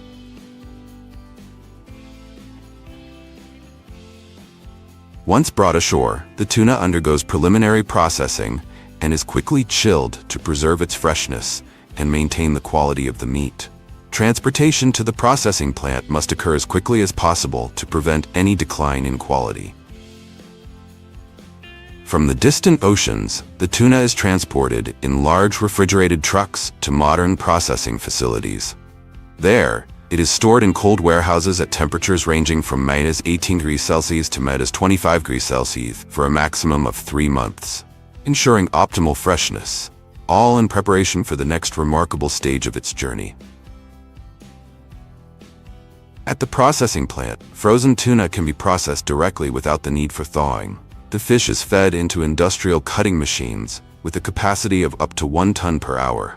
These machines are capable of handling tuna at temperatures ranging from -20°C to -40°C, using ultra-hard blades made from special alloys or coated with synthetic diamond to ensure clean cuts without cracking the flesh. Cutting the tuna while still frozen helps preserve the ideal meat structure, preventing it from becoming mushy, dehydrated, or discolored. Most importantly, skipping the thawing process can reduce the risk of microbial contamination by up to 80% compared to processing fresh or previously thawed fish. For larger tuna species such as yellowfin and big-eye tuna, the processing steps differ from those used for skipjack tuna. These large fish can exceed 1.5 meters in length and weigh hundreds of kilograms, requiring specialized knives for handling. To ensure the highest meat quality and minimize errors, every step is carried out manually by skilled artisans. This work demands exceptional precision and finesse, making it one of the most technically demanding roles in the industry. Veteran artisans can earn salaries of up to $200,000 per year.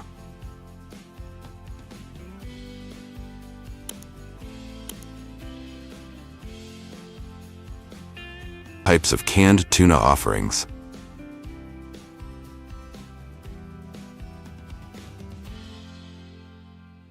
After being processed and cleaned, the whole tuna are transferred into giant steam cookers for the cooking phase.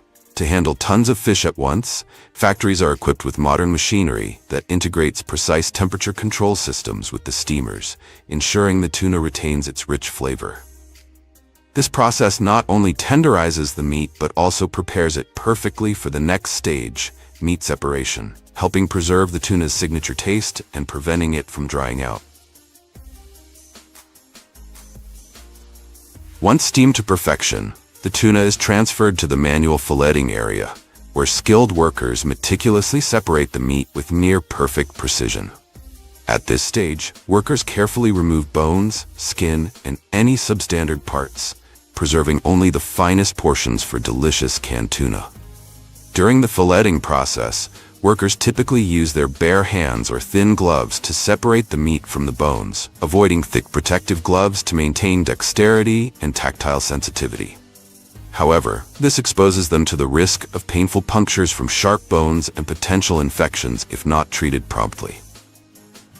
To ensure hygiene, each worker must thoroughly sanitize and wash their hands before beginning the deboning process. After being carefully sorted, the tuna meat, whether in large chunks or smaller flakes, is transferred to the canning area, where every step is performed under strict supervision to ensure food safety and product consistency. For large, intact pieces of tuna that meet the required standards in shape and size, the canning process demands greater precision and attention to detail. Instead of relying solely on automation, workers are directly involved in manually arranging the fish. Each piece is meticulously selected and placed into the can in a specific orientation, ensuring that the tuna sits neatly, uniformly, and attractively. This not only guarantees accurate weight, but also provides a visually appealing presentation when the can is opened, a crucial factor for mid to high-end products where the visual experience is just as important as the taste.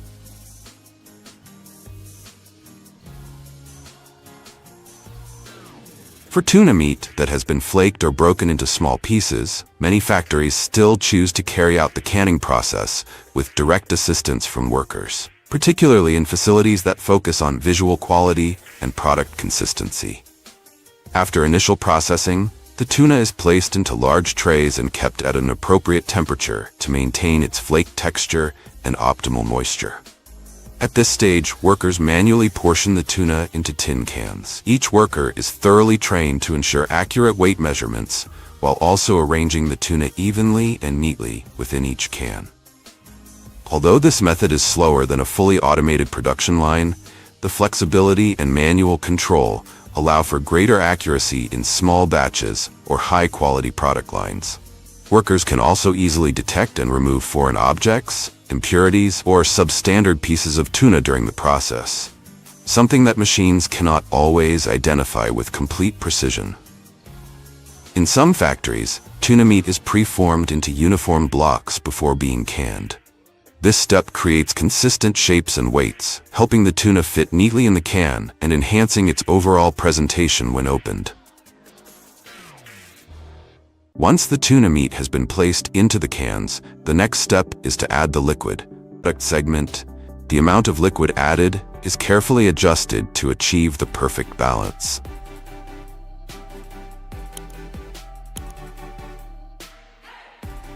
After the tuna meat and preserving liquid have been fully filled into the tin can, the next step is sealing the can with a lid. The tin lid is precisely placed onto the can's opening by an automated system. Then, the can moves to the seaming machine, an automatic sealing device, where the lid and the can body are tightly pressed together using a technique called seaming. This process folds and crimps the lid's edge around the can's rim, creating an airtight seal that prevents air, bacteria, or any contaminants from entering the can. This operation is extremely precise and fast, with speeds reaching up to thousands of cans per hour. The seaming machine is equipped with advanced sensors to ensure every can is perfectly sealed. If any defects occur, such as a loose lid, uneven seam, or insufficient sealing pressure, the affected can is automatically removed from the production line to prevent any risks to food safety. The tuna cans are then slid into steel cages and transferred into a high-pressure steam sterilization system, where they are processed at a temperature of 121 degrees Celsius for approximately 60 to 90 minutes. This step is crucial for eliminating bacteria, mold, and spoilage-causing enzymes. After sterilization, the cans are rapidly cooled using either a cold water system or air cooling to bring down the temperature efficiently. This step prevents overcooking, preserves the texture and flavor of the tuna, and ensures the structural integrity of the cans. The story doesn't end once the tuna cans have finished their bath in the sterilization system. On the contrary, they immediately return to the production line to enter the final stage, packaging and preparing for shipment to the market. At this stage, each can is neatly arranged and grouped according to a predetermined quantity. Then, a carton paper sleeve, fully printed with product information and branding and pre-cut to the appropriate size, is carefully folded around the group of cans. This packaging not only keeps the cans securely in place to prevent shifting during transportation, but also creates a sturdy outer layer of protection. This type of packaging not only saves space and makes shelf display more convenient, but also enhances the product's aesthetic appeal and brand recognition. The next step is to use shrink wrap to tightly seal each small pack. The shrink wrap is carefully and evenly wrapped around each pack, forming a thin, transparent, and flexible layer that snugly fits the products. After the packs of cans are securely wrapped with shrink film, the next step is strapping to firmly bind the packs together, creating a stable load. Then, product barcodes are applied directly on the layer that secures the products, prevents dust and moisture, and enhances durability against impacts. The combination of folded carton packaging and shrink wrap ensures the products are both safe and visually appealing when they reach consumers. And that's the perfect journey from fresh tuna to neatly packed cans ready to reach you. A commitment to quality and freshness in every product.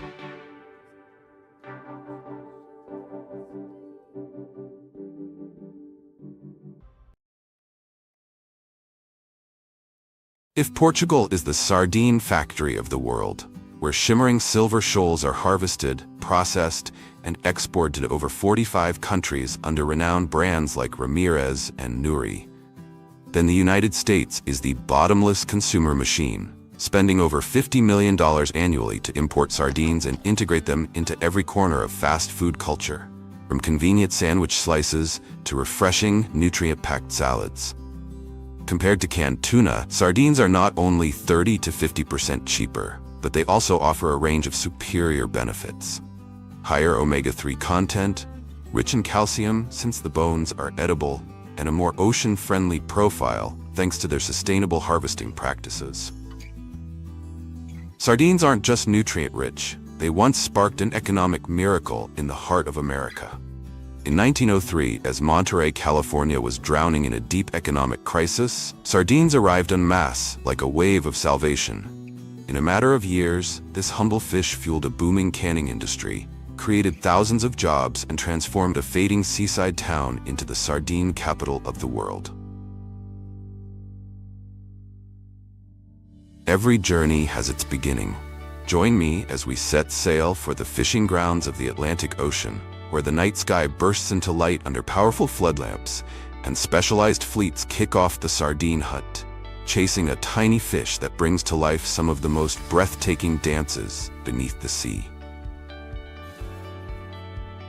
The sardine harvesting season stretches from late spring to early autumn, when coastal waters begin to warm and shimmering silver shoals gather in massive waves. Unlike tuna, which must be caught one by one on a line, or mackerel, which require traditional drift nets, sardines are harvested using a method as strange as it is spectacular: light trapping. At night, these specialized vessels switch on dozens of high-intensity lights, transforming the sea's surface into a stage lit by artificial suns. The glow triggers the sardines' predatory instincts, drawing them to the surface as if hypnotized. And by day, enormous purse seine nets lie in wait beneath the sun, ready to silently encircle the glistening silver shoals in an instant. No hooks, no chase, just perfect timing. Although sardines are small, they move in massive schools, sometimes weighing hundreds of tons, making their capture a task that requires advanced technology. On modern fishing vessels, radar and sonar systems are used to scan vast areas of ocean and accurately detect the movement of sardine schools swimming deep beneath the surface. Once the equipment identifies the distinctive flow of sardines, the captain swiftly maneuvers the vessel into position, while the crew gets ready to deploy a purse seine net. The net is cast around the school of fish, then drawn tight at the bottom with a cable, like cinching the mouth of a bag, trapping the entire school in an instant. After being hauled aboard, the sardines are quickly transferred into large ice bins or deep freeze holds at -20 degrees Celsius to 25 degrees Celsius to preserve their freshness throughout the long journey at sea. As soon as the vessel docks, the catch is sent through a grading machine to separate the fish by size. They are then packed into sealed, insulated containers with ice inside. These containers are immediately transported to canning factories, ready for the next stage in a fully closed-loop processing system. Upon arrival at the factory, the sardines are transferred into large brine tanks. Workers carefully sprinkle coarse salt over each layer of fish to ensure even absorption. The sardines are left to soak in the brine for 2 to 6 hours, which helps firm up the flesh, enhance the flavor, and preserve the natural taste of the sea. After brining, the fish are poured into large holding containers, from which they are conveyed onto an automated conveyor belt to begin the cleaning process. As the belt moves forward, high-pressure water jets, delivering up to 50 liters per minute, spray cold water directly onto the fish. This powerful stream thoroughly washes away any excess salt, sand, or impurities clinging to the fish, ensuring they are perfectly clean and ready for the next steps. Once cleaned, the sardines enter an automated sorting system, a critical stage often referred to as the strategic routing station of the entire processing line. Here, rotating discs with diameters ranging from 5 to 10 centimeters act like giant sieves, sorting the fish by size. Smaller ones gently drop to the lower conveyor for secondary processing, while larger ones continue along the main line, destined to become premium canned products. With a throughput of up to 5 tons per hour, this system not only ensures fast and accurate sorting, but also guarantees that each finished can of sardines meets the highest standards of uniformity and quality. Once the sorting stage is complete, each sardine seems to have found its rightful place, gliding smoothly along the conveyor belt toward the pre-processing area.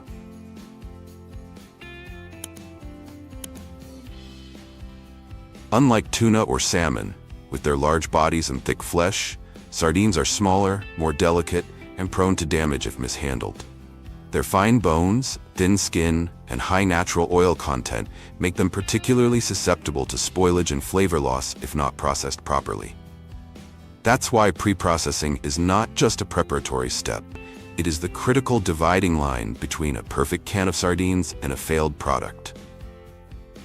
In the pre-processing zone, workers wearing thin gloves swiftly remove the heads and guts of each fish while inspecting them visually and by smell. Spoiled sardines typically give off a slightly sour or sharply fishy odor. Thanks to their experience and sharp senses, each worker can handle over 1,000 sardines per hour while maintaining the fish's intact appearance. After cleaning, the sardines are carefully arranged in stainless steel baskets, specially designed with small drainage holes to allow water to escape quickly without bruising the fish. Each sardine is placed neatly by hand to preserve its shape and freshness before moving on to the next stage. Once the baskets are full, an automated conveyor system carries them to the final rinsing area. Here, cold water sprays at high pressure form gentle streams that envelop each fish, washing away any remaining impurities while preserving their shiny skin and delicate structure. While manual pre-processing ensures precision and flexibility, in large-scale factories, technology takes the lead role. Automated cutting systems equipped with smart sensors can detect the size and position of each fish, trimming off unwanted parts in just seconds. As a result, these machines can process between 5,000 and 7,000 sardines per hour, significantly boosting overall production efficiency. After being thoroughly cleaned and neatly arranged, the gleaming sardines are placed into small tin cans on an automated conveyor belt by skilled workers. With swift and precise hands, they carefully position each fish to ensure uniform quantity and size in every can. Each worker can complete 30 to 40 cans per minute, maintaining a seamless and synchronized production line. In addition to manual canning, some modern factories are equipped with automated canning systems to increase productivity and ensure product consistency. These machines can place sardines into cans quickly and accurately, reducing processing time while maintaining quality. With the support of technology, the canning process becomes more efficient and ready for the next stages. To enhance flavor and create a distinctive touch for each product, workers add natural ingredients to every can. A few thin slices of carrot, a couple of bay leaves, or a hint of green peppercorns, all blending together to balance the rich taste of the fish with the fresh aroma of the spices. Once delicately garnished with these natural seasonings, each can is completed with the addition of water, an essential element to preserve flavor and texture during the cooking process. An automated filling machine gently pours 100 to 150 milliliters of filtered water into each can, ensuring the right moisture level for the upcoming steaming stage. Once the water and seasonings are properly balanced, the sardine cans enter the steaming stage, a crucial step that determines both quality and safety. Inside industrial steamers maintained at 230 degrees Celsius for 30 minutes, the fish is fully sterilized, ensuring long-term preservation. As small, short-lived plankton feeders, sardines accumulate virtually no mercury. This allows the process to focus entirely on maximizing freshness and flavor, a rare advantage in the world of canned fish.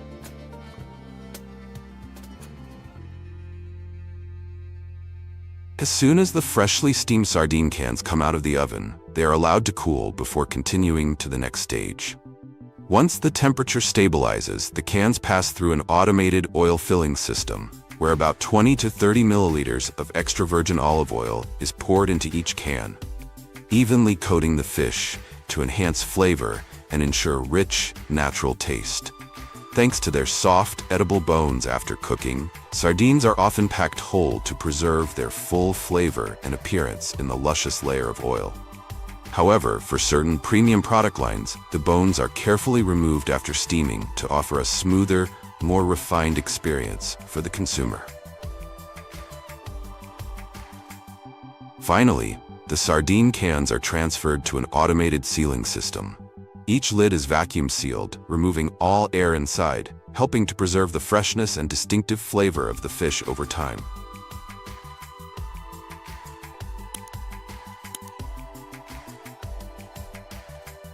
After sealing, the cans pass through a clean water bath at approximately 4 degrees Celsius. cold enough to wash off any remaining olive oil without affecting the can's integrity. This rinsing process lasts about 2 to 3 minutes. Once clean, workers gently dry each can with soft cloths to ensure they are spotless and oil-free.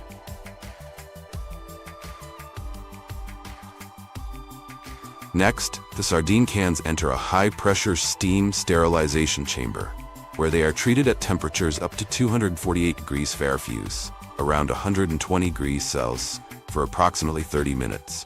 This step eliminates any remaining bacteria while preserving the fish's natural flavor. Finally, the cans move to the packaging line, where they are carefully packed into cardboard boxes, typically 24 cans per box, depending on can size. Once packed, the boxes are transferred to a cold storage facility maintained at around 32 degrees Fahrenheit and Celsius, ensuring the sardines retain their freshness and flavor throughout storage. Leaving behind the cold steel lines and hurried rhythms of the factory, we enter a different world. The deep ocean, where sardines are no longer just a canned delicacy, but a vital link in a fierce dance of survival. Here, the water churns with relentless chases and waves surge with the dives of hungry predators. Though small, sardines set the tempo for the vast biological symphony unfolding offshore. Measuring just 15 to 20 centimeters in length, but forming schools of millions, sardines are the perfect prey of the sea. Rich in nutrients and easy to spot, they become targets for tuna, sharks, seabirds, seals, whales, and more. Their synchronized movements create massive live bait balls that draw predators from hundreds of kilometers away. For tireless hunters like sharks, sardines are among the most irresistible moving feasts the ocean has to offer.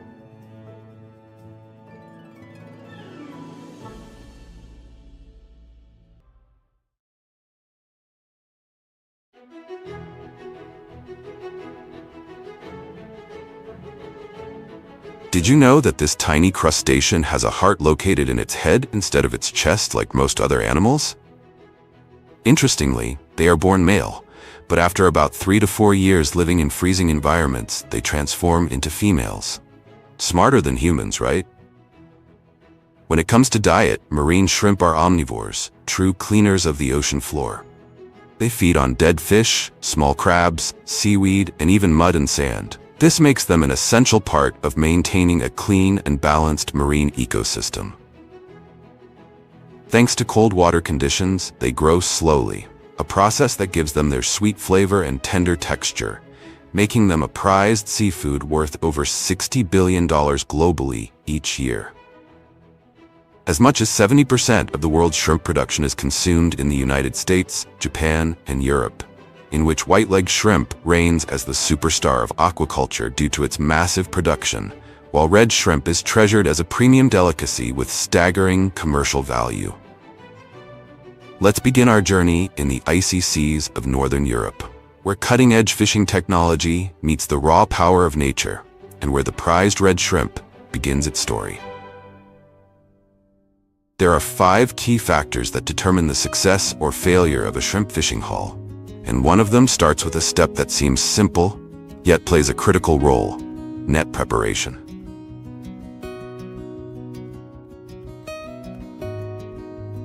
Before setting out to sea, every mesh, knot, and mechanical component is carefully inspected. No detail is too small to overlook, because at the break of dawn,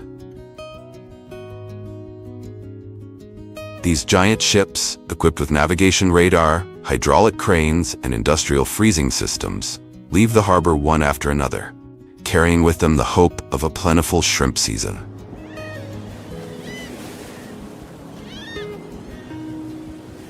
Once out in the open sea, all that surrounds them is the vast, icy ocean, where the horizon melts into the water and sky and sea become one. In such an immense and endless space, how do fishermen manage to find the shrimp grounds? The answer lies in nature's subtle signals, like flocks of seabirds. Gulls, for example, often circle and dive repeatedly over areas teeming with small marine life, precisely where shrimp gather to feed. Onboard, fishermen rely on high-frequency sonar, GPS tracking, and bottom mapping sensors to scan vast swaths of ocean for signs of shrimp activity. Combining natural signs with modern technology, accurately identifying these fishing grounds becomes the second crucial factor in ensuring a bountiful harvest. Once the shrimp ground has been identified, the next crucial step is the captain's choice of the golden moment to cast the net, the third key factor in the fishing journey. The pulley system and winch drums operate continuously, slowly lowering the massive nets into the icy sea, reaching the shrimp's habitat, typically at depths of 150 to 400 meters, ready for the hunt. Another important and fascinating factor lies in the very design of the shrimp trawl net. This funnel-shaped net has a wide mouth near the seafloor that narrows at the back, held open by otter boards as the vessel moves, forming a giant trap that sweeps the ocean floor. Shrimp drawn into the net are gradually funneled toward its end, where there's no way out. That's exactly why, with a single well-timed cast, fishermen can haul in several tons of shrimp in just one pull. But it's not just about catching more, it's about catching responsibly. What makes these nets even more remarkable is that they're equipped with exclusion systems, such as slanted mesh panels, that allow unwanted species like sea turtles to escape naturally, making the fishing process more selective and environmentally friendly.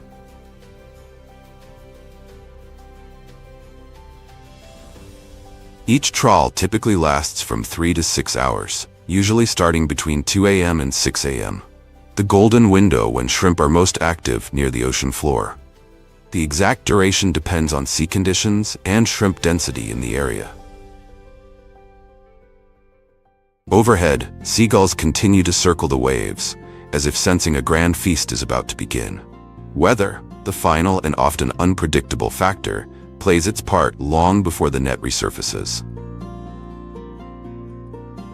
Every time the net is cast into the deep is a real gamble. It could mean wasting ice, burning fuel, and coming up empty-handed. But this time, the fishermen hit the jackpot. After hours of trawling through the icy waters, the net begins to rise, bloated and unusually heavy. Fresh shrimp, with their signature reddish-orange hue, start peeking through the green mesh like a signal of a successful catch. This job is far from easy, but would you be willing to give it a try, even just once? On deck, the crew works in sync, energetically hauling in the net. The heavy shrimp-filled mesh is lifted from the sea, and each haul can bring in anywhere from several hundred to over 1,000 kilograms of shrimp.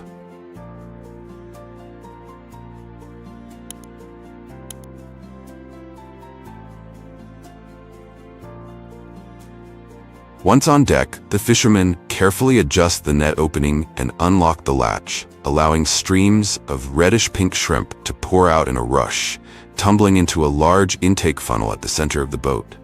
This marks the beginning of the pre-processing journey, carried out right in the middle of the ocean. From the funnel, the shrimp slide down a long conveyor belt running along the vessel. Workers are stationed on both sides of the belt to perform a preliminary manual inspection. They quickly remove large debris, marine trash, or any bycatch to ensure only clean shrimp move forward into the next stage of processing. After inspection, the shrimp enter a chilled seawater bath maintained at around 0 to -2 degrees Celsius. This step plays a crucial role in temporarily lowering the shrimp's temperature, slowing natural decomposition, and preserving freshness before final cleaning. The cold water also prevents the shrimp from sticking together, making the next stages smoother. Leaving the bath, the shrimp are moved onto a multi-layered conveyor system. This system regulates flow and speed while managing large volumes efficiently. From there, the shrimp are funneled into a series of narrow rinse channels designed to separate out impurities. Lighter materials such as seaweed, small fish, and plastic bits are flushed aside into collection grooves, while the shrimp continue down the main channels. At this stage, these little guys are still not completely clean, so they undergo a thorough wash in vibrating troughs equipped with high-pressure cold water jets. The water used throughout the entire process is filtered seawater, not precious fresh water hauled all the way from land, as some might imagine. Despite the efficiency of this system, a final visual inspection by trained workers is still carried out to catch any remaining impurities or damaged shrimp, ensuring only the highest quality continue to the fascinating freezing stage. After cleaning, the shrimp enter a critical stage, freezing. The first method used is block freezing, a precise and efficient technique. The shrimp are carefully arranged into metal trays or molded plastic bags, then tightly compressed between two steel plates and inserted into a contact blast freezer at around 44 degrees Celsius.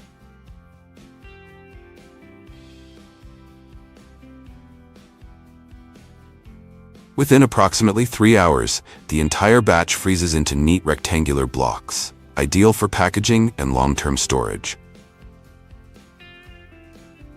Once frozen, the shrimp blocks are packed into cartons or boxes. The entire batch is then consolidated, stacked on pallets, and either transferred to refrigerated cargo ships or delivered directly to onshore facilities. This contact freezing method is primarily used for export, preserving premium quality for international markets. For those who prefer their shrimp not sticking together like lifelong best friends, the IQF method is the golden solution. In this process, each shrimp is individually frozen using ultra-cold air at temperatures between -35 degrees Celsius and 45 degrees Celsius, preventing them from clumping, making portioning easier, and perfectly suited for retail or food service industries. After freezing, the shrimp are packed into large loose sacks or bags, instead of being tightly wrapped in paper or molded trays, like in the block freezing method. Meanwhile, another widely used method, immersion in crushed ice or chilled brine, serves as a short-term preservation solution before the shrimp are transported to onshore processing facilities. While this indirect freezing method isn't as fast or precise as contact freezing, it remains widely used due to its flexibility and significantly lower costs, often 3 to 5 times cheaper, making it ideal for small to medium-scale fishing operations and short-haul trips. After 1 to 2 grueling months battling the open sea, the shrimp vessels make their triumphant return to port, hauling in not just tons of catch, but the hard-earned glory of a successful season. At the bustling harbor, dozens of boats dock side by side, and thanks to preservation in ice-filled storage holds, the shrimp retain their pristine freshness. As soon as the ships dock, workers immediately begin unloading the shrimp trays from the chilled compartments. A specialized pulley system is already in place to lift the heavy trays from the ship's deck onto the shore.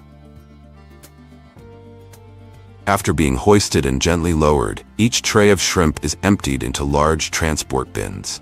Soon after, forklifts move in to lift the bins and deliver them directly to the processing area for the next stage of their journey. The shrimp are poured directly onto the intake conveyor, marking the start of a fully enclosed processing line inside the factory. As they move steadily forward, the shrimp pass through a series of high-pressure cold water jets that wash away dirt, impurities, and small debris.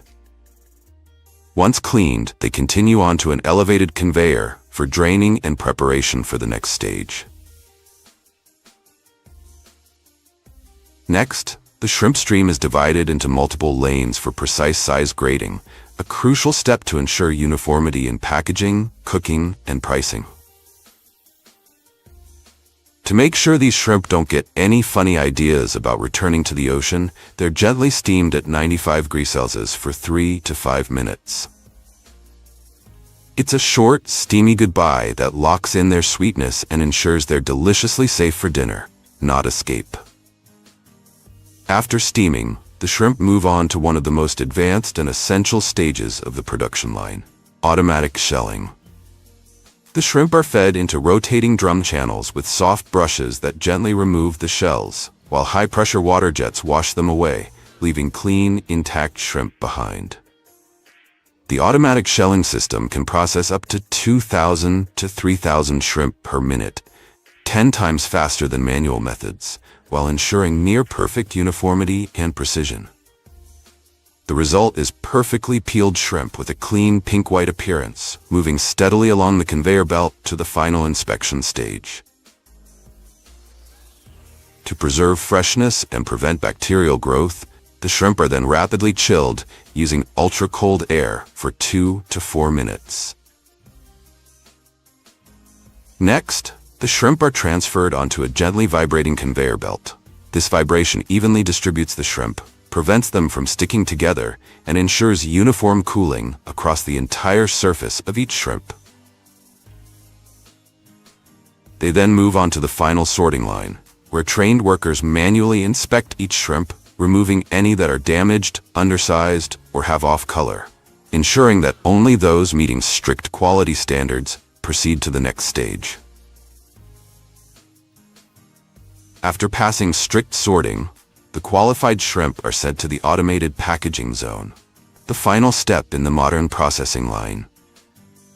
Each portion is packed into specialized plastic bags through a high-speed system, handling up to 80 bags per minute. But wild-caught shrimp, making up less than 40% of global production, has always been reserved for the premium market and can never meet the demands of 8 billion people. That's why the real game lies in the extraordinary world of shrimp farming across Asia, the largest supply source on the planet. Welcome to Thailand, Vietnam, and India, the beating heart of global shrimp farming, where hundreds of thousands of ponds ripple day and night. The journey of shrimp farming begins with the preparation of larvae, tiny, translucent creatures that resemble drops of water. Pale in color, soft-bodied, and crystal clear, they look nothing like the reddish-orange, hard-shelled shrimp harvested from cold ocean waters.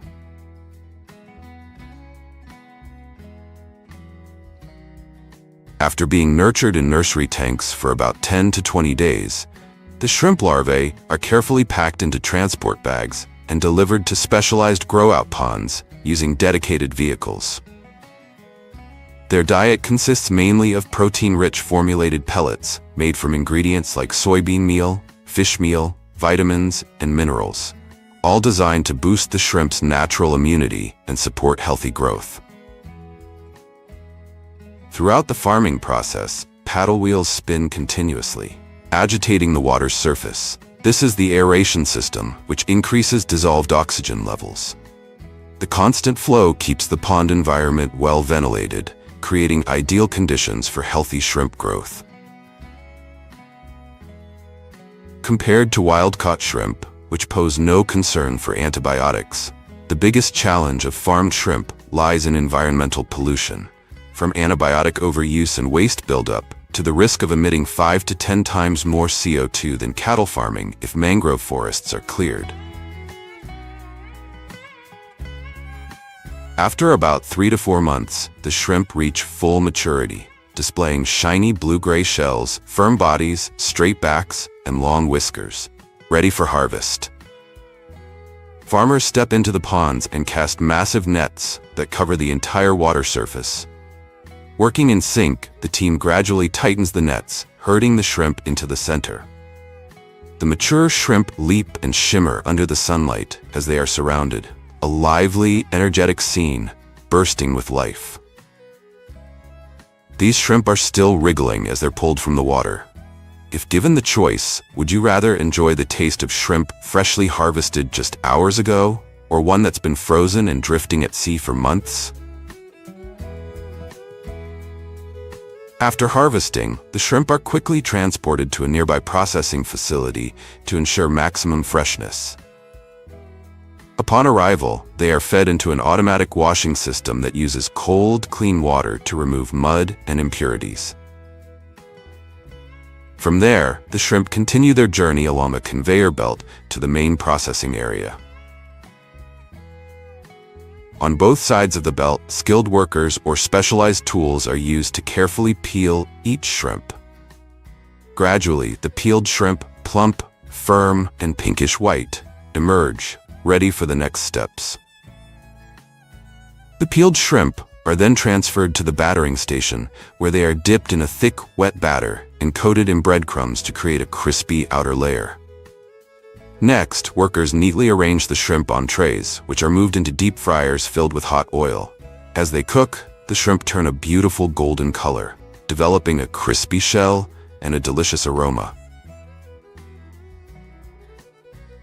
Once fried, they pass through a conveyor system that drains excess oil. Finally, the shrimp are carefully packed into individual trays and placed into sealed boxes, ready for safe transport. Each box is then loaded onto refrigerated trucks, ready to begin their journey to supermarkets and restaurants around the world.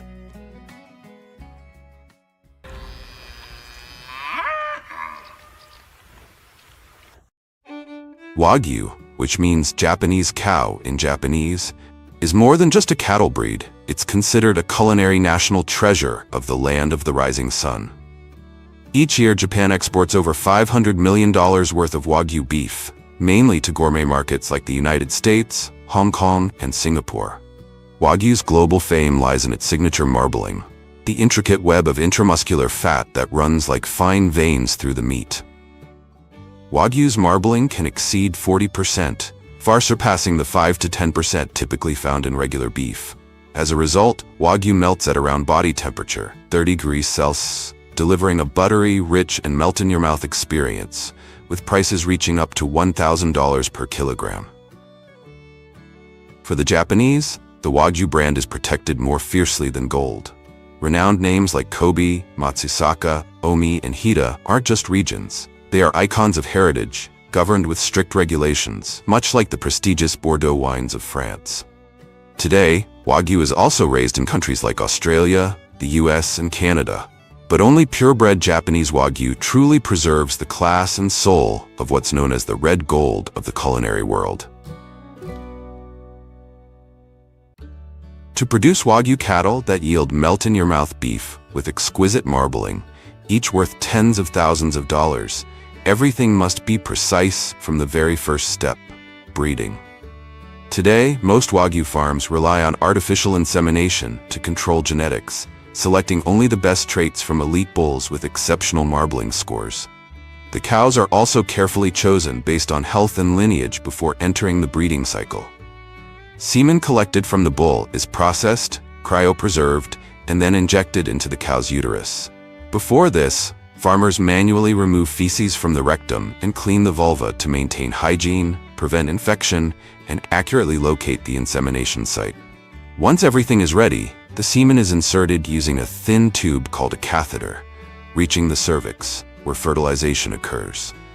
Though the procedure takes only a few minutes, it lays the foundation for a nearly 3-year journey and week. The mother cow licks the calf clean to warm it up, stimulate blood circulation, and establish the initial bond between mother and offspring. But within 30 minutes to an hour, it begins trying to stand and instinctively searches for its mother's udder to drink colostrum, a vital first source of nutrition. During the first 3 months after birth, Wagyu calves receive special care to ensure strong immunity and steady growth. The most critical early stage is providing enough colostrum within the first 6 to 12 hours, which transfers essential antibodies from the mother. After that, the calf continues to nurse from the mother or is fed a specialized milk formula with added minerals and vitamins if necessary. In the first few weeks, it's vital to keep the calf warm, and the shelter must remain dry and clean to prevent diarrhea, a common illness in newborn calves. From around the 2nd to 3rd week, farmers gradually introduce soft hay and concentrated feed to prepare the calf for eventual weaning. When Wagyu calves reach 3 to 4 months of age, they are weaned and moved to special pens for young cattle. Calves are grouped by age, with 5 to 10 animals per group, living in spacious barns lined with thick, dry straw to retain warmth, absorb waste, and prevent slipping. Their environment is kept quiet and well ventilated, as Wagyu cattle are especially sensitive to stress and surroundings. Each morning, old straw is removed and manure is collected using shovels or specialized suction machines, then replaced with fresh, dry straw to keep the barn clean and odor-free. Outside resting hours, the cattle are let out into open yards or nearby grassy areas at fixed times for light exercise. This free movement not only improves metabolism, but also helps reduce stress, a key factor that directly affects future marbling quality. Alongside housing conditions, the secret to producing melt-in-your-mouth Wagyu beef with intricate marbling lies in its unique diet. Unlike conventional beef cattle, which are raised quickly for maximum weight using fresh grass and byproducts to cut costs, Wagyu are raised slowly on a diet rich in starch and low in fiber. This includes hay, straw, rice bran, grains, brewer's mash, and fermented soybeans. Wagyu are fed 2 to 3 times a day, with carefully balanced rations to control energy intake and fat accumulation. And have you ever seen a cow drink beer? With Wagyu, that's a real thing. Some farms in Japan give their cattle beer during the summer to stimulate appetite. While there's no definitive scientific proof, this distinctive feeding regimen is credited with helping Wagyu beef achieve its signature tenderness, exquisite marbling, and sky-high value. Beyond diet and exercise, Wagyu cattle are cared for like true VIPs. To maintain physical condition and prevent illness, their hooves are trimmed every 2 to 3 months, a seemingly minor task but essential for joint health and maintaining a strong, stable gait. Their coats are also brushed with soft brushes to remove dirt, stimulate blood circulation, and help them relax, especially during hot weather. Though these steps may sound simple, they play a crucial role in keeping Wagyu cattle calm and healthy. And a relaxed, well-cared-for body is the foundation for producing rich, tender meat that no growth-enhancing technology can replicate.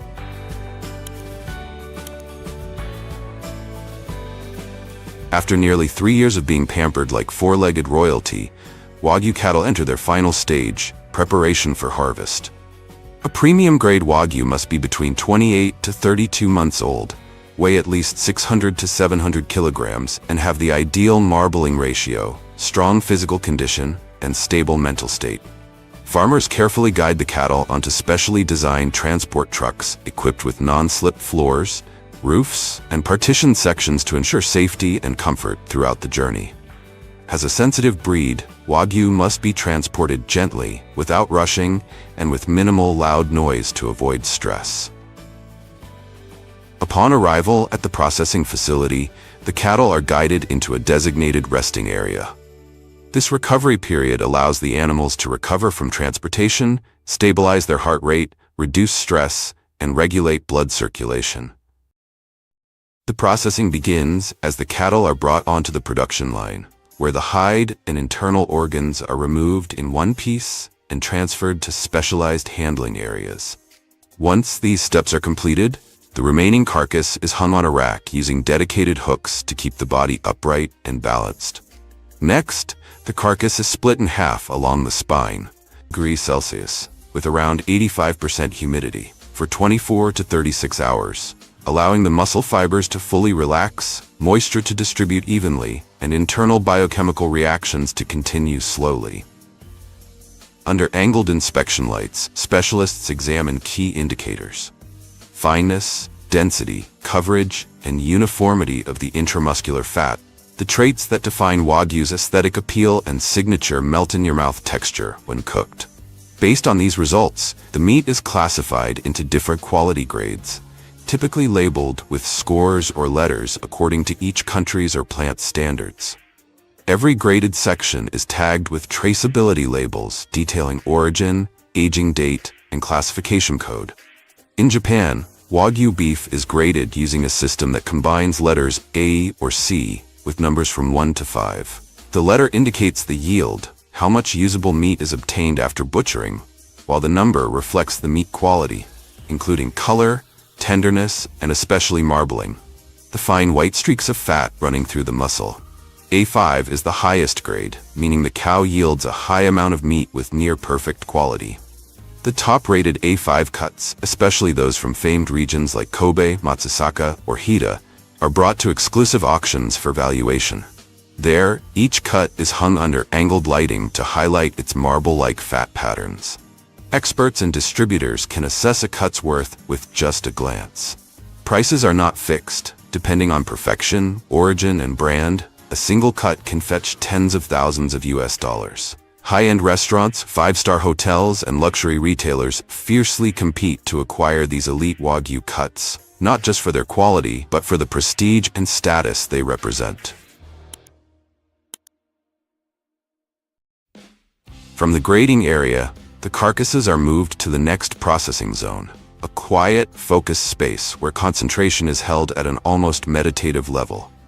Every movement here is steady and deliberate, as if everyone understands they are working with an ingredient that is not only valuable, but also requires the utmost respect and care. Before butchering begins, the back and belly fat, prized for their light color, softness, and elasticity, are carefully removed. These are preserved whole and sent to a specialized section for use in premium product lines or high-end culinary applications. The carcass is then laid on a cutting table and separated according to its natural muscle structure: ribeye, brisket, shank, shoulder. Each cut is handled with precision to preserve the marbling patterns nurtured over hundreds of days. Every slice is then inspected, neatly arranged in trays, or vacuum sealed on the spot. Packaging follows immediately, seamless, without delay, and with minimal exposure to outside air. A traceability label is printed and applied the same day, showing origin, processing date, and specific cut type. This entire flow blends precision machinery with skilled hands. Workers trained not just to see and touch, but to sense quality through experience. No software can replicate. This balance ensures the factory maintains consistent output while preserving the full value of each cut, just as it was when first carved. But have you ever wondered, how do you cook a piece of Wagyu beef that's as precious as red gold to truly honor its value? In reality, grilling Wagyu is surprisingly simple, and it's that very simplicity that brings out its true excellence. Each slice is left at room temperature for 15 to 20 minutes before cooking to allow the fat to soften evenly and avoid thermal shock. Then, it's placed on a cast iron pan or grill, preheated to around 200 to 220 degrees Celsius. No oil, no elaborate seasoning, just a pinch of fine salt. Each side is seared for only 30 to 45 seconds, just enough for the fat to begin melting and form a lightly crisped, aromatic crust, while the inside stays tender, juicy, and rich in flavor. A gentle flip, even sear, and a short resting period, that's all it takes to reach perfection. A bite that melts the moment it touches your tongue. With Wagyu, it's not about complexity, it's about restraint. Letting the natural richness speak for itself is the key to preserving the essence nurtured through every single day of its journey from farm to table.